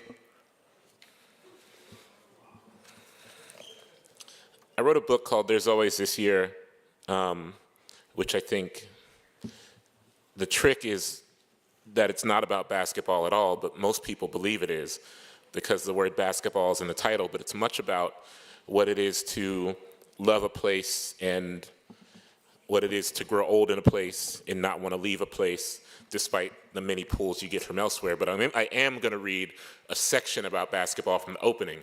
And the section is about baldness and how I love so many bald black men in my life. My dad is bald, my grandpa was bald, but the first basketball players I loved were the Fab Five, which is challenging because I grew up in Columbus, Ohio. But I grew up in Columbus, Ohio during like a very unexciting era for Ohio State basketball. It was like Chris Gent and Jimmy Jackson was there and it was very good, but it wasn't like this, you know? And so I'm just gonna read straight through and then we're gonna pause in the middle to watch a video. Can we work out a signal then? If I give a thumbs up, will you play the video then? Cool, thank you. And thank you all for being here. It's really wonderful to get to spend time.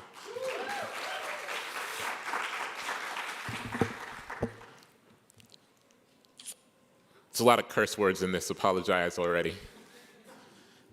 Let it be known that the Fab Five were always what some would consider brash, which is to say, they came through talking shit from the word go, talking shit to anyone who happened to be within earshot, and that sometimes meant talking shit to each other. You can always tell who did or did not grow up playing the dozens by who clutches their pearls when they see some black folks talking shit to each other, to their competition, to the world. All kinds of affection can be tucked underneath the talking of shit. Jalen Rose used to study his opponents, do real-time research on people in the no-internet early 90s, no less, just so that he would have some shit to say to make sure somebody else was shook. And ain't that a kind of love?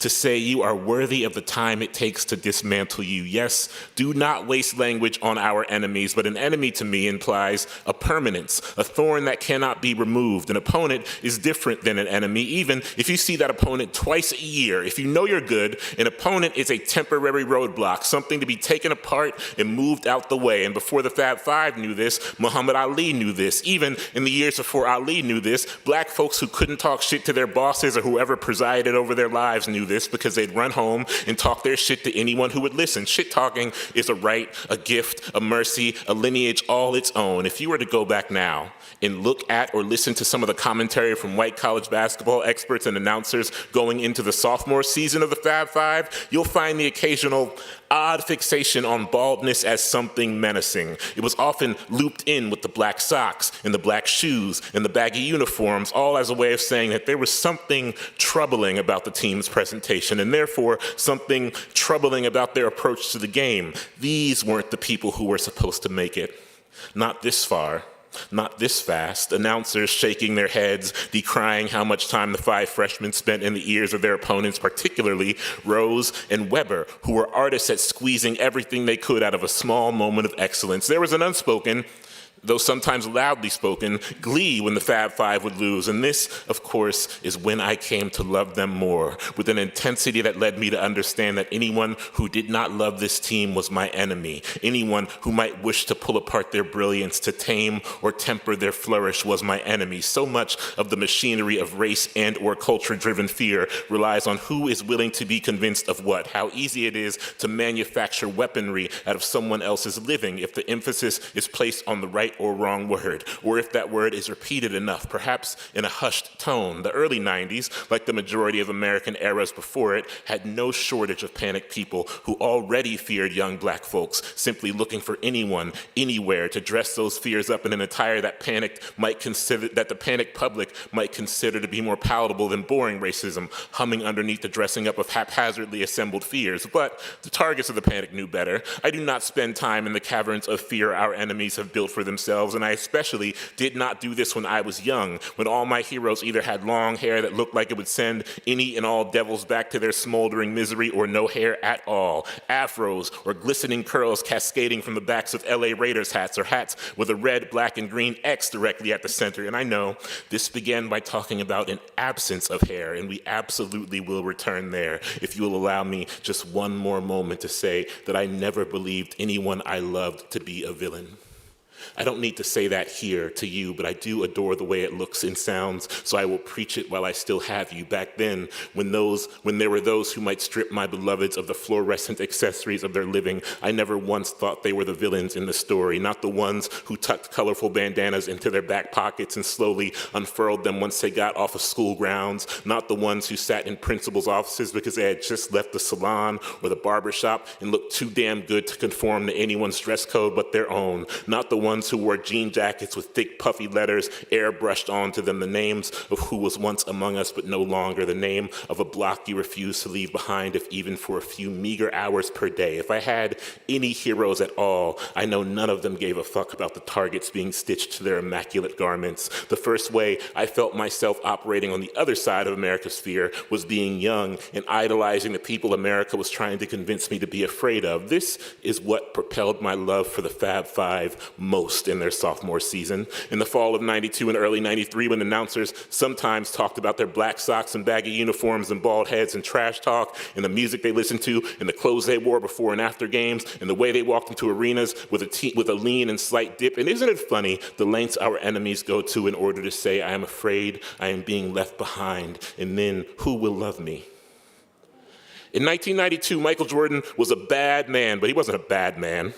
Feared on the court, but mostly beloved in the world outside of it. Wasn't a hustler, but could sell damn near anything. Smiled for every camera once the game ended. Only had enemies between the lines, or at least it was easy to believe that for a little while.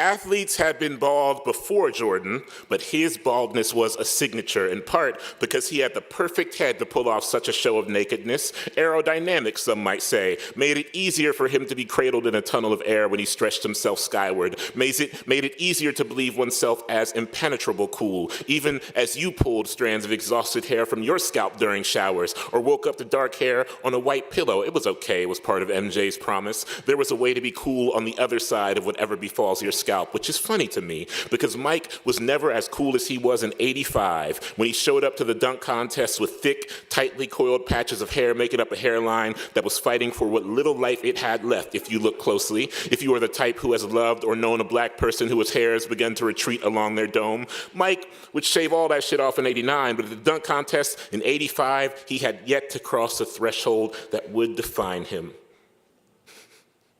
But in '85, it wasn't the hair, and it wasn't even the fact that Mike lost the contest. It is the photo of him soaring toward the basket, his arm cradling the rock with ill intentions, eyeing the rim like prey, like he's already seen its demise. And Mike took flight in a pair of kicks the NBA had banned. That's true, the Jordan 1 was not, legal.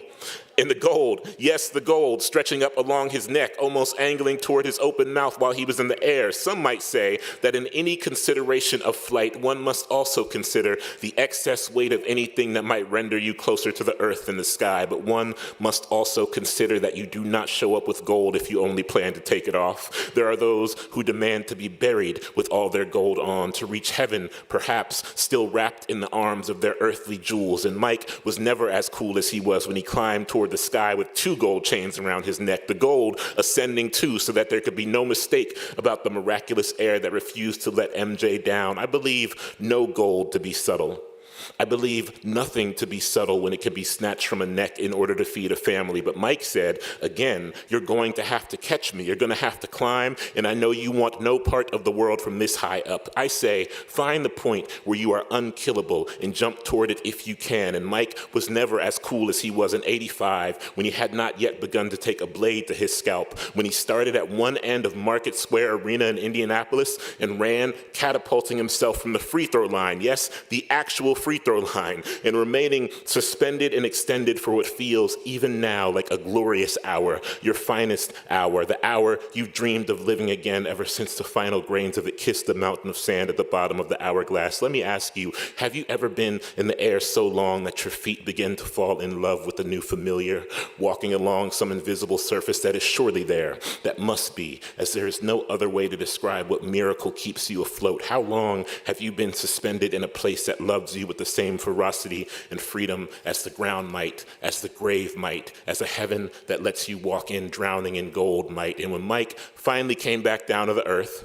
gold in the exact same place it was when he took flight, he simply pumped his fist, clapped his hands a little bit. Mike was never as cool as he was right then, in the moment directly after his singular defiance of routines of flight and flyness, smiling to himself like he was waking from a dream, a good dream, a dream of invincibility, a dream where no one can kill you but you. Even now, I wish to touch the hem of that type of cool, to ascend and then return, knowing the world has been altered before I landed, and there is no reason for me to be longing for this now, except for the fact that I am looking up at the sky again and thinking of the most cartoon version of heaven, a place overcrowded with people whose names I have brought back to life, whose names I have scrubbed the dirt off of after long winters have weighed their headstones down with the treachery of the season, a place where the dead have nothing else to do but watch the living they loved and still love, watching all the sweetness that is lurking around the corners we ourselves cannot see, shaking their heads as we deny ourselves our waiting miracles. This is a self-indulgent way to imagine a life after this life, but I've massaged all other meaning out of the sky, out of the shapes of clouds and the oranges and reds that fight their way through the sun while it laughs its way to surrender. I've led us astray again, I know. I meant to talk about gold, which is both a color and a state of being, though definitely a color, one I have seen knocking tenderly on the glass of a window in an airplane in the early moments of descent, right after waking and sliding over the plastic lid, quietly, temporarily quieting the shining empire of light, which, if you are lucky, greets you at just the right distance, where you can see where you are going and see what is carrying you there, which means if you are coming back to Columbus, Ohio, as I do often, you can see the yawning mouths of stadiums bursting with green, and you can see the familiar buildings, the ones you might take for granted if you live in a place long enough to forget to look skyward all that often. And yes, with the plane tilting at the right hour, the gold from the sky can make its way across your newly awakened eyes, the color itself, two hands nudging you home. And this is why I must believe there are my people beyond the clouds, draped in some exquisite gold, unlocking the shine just as a reminder. And Michael Jordan was once coolest when he was close to them,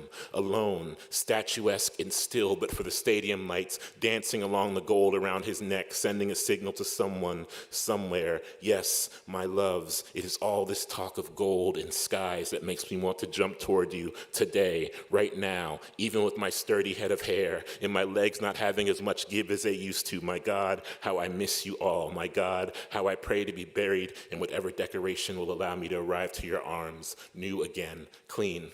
Thank you. Thanks, okay.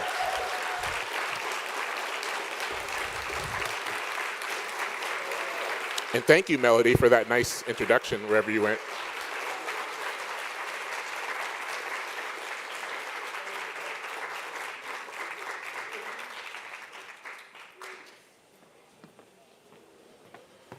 Wow. Okay, I think after that we need to take a little bit of a break. But tonight at 7:15, we are going to screen the US premiere of a really important film directed by Francesco Saviano called On the Line. So if you're still here, please join us in the auditorium at 7:15. Myself, Francesco, and one of the subjects of the film, Will Rosinski, will do a short introduction, and you'll be the first in America to see it. So thank you.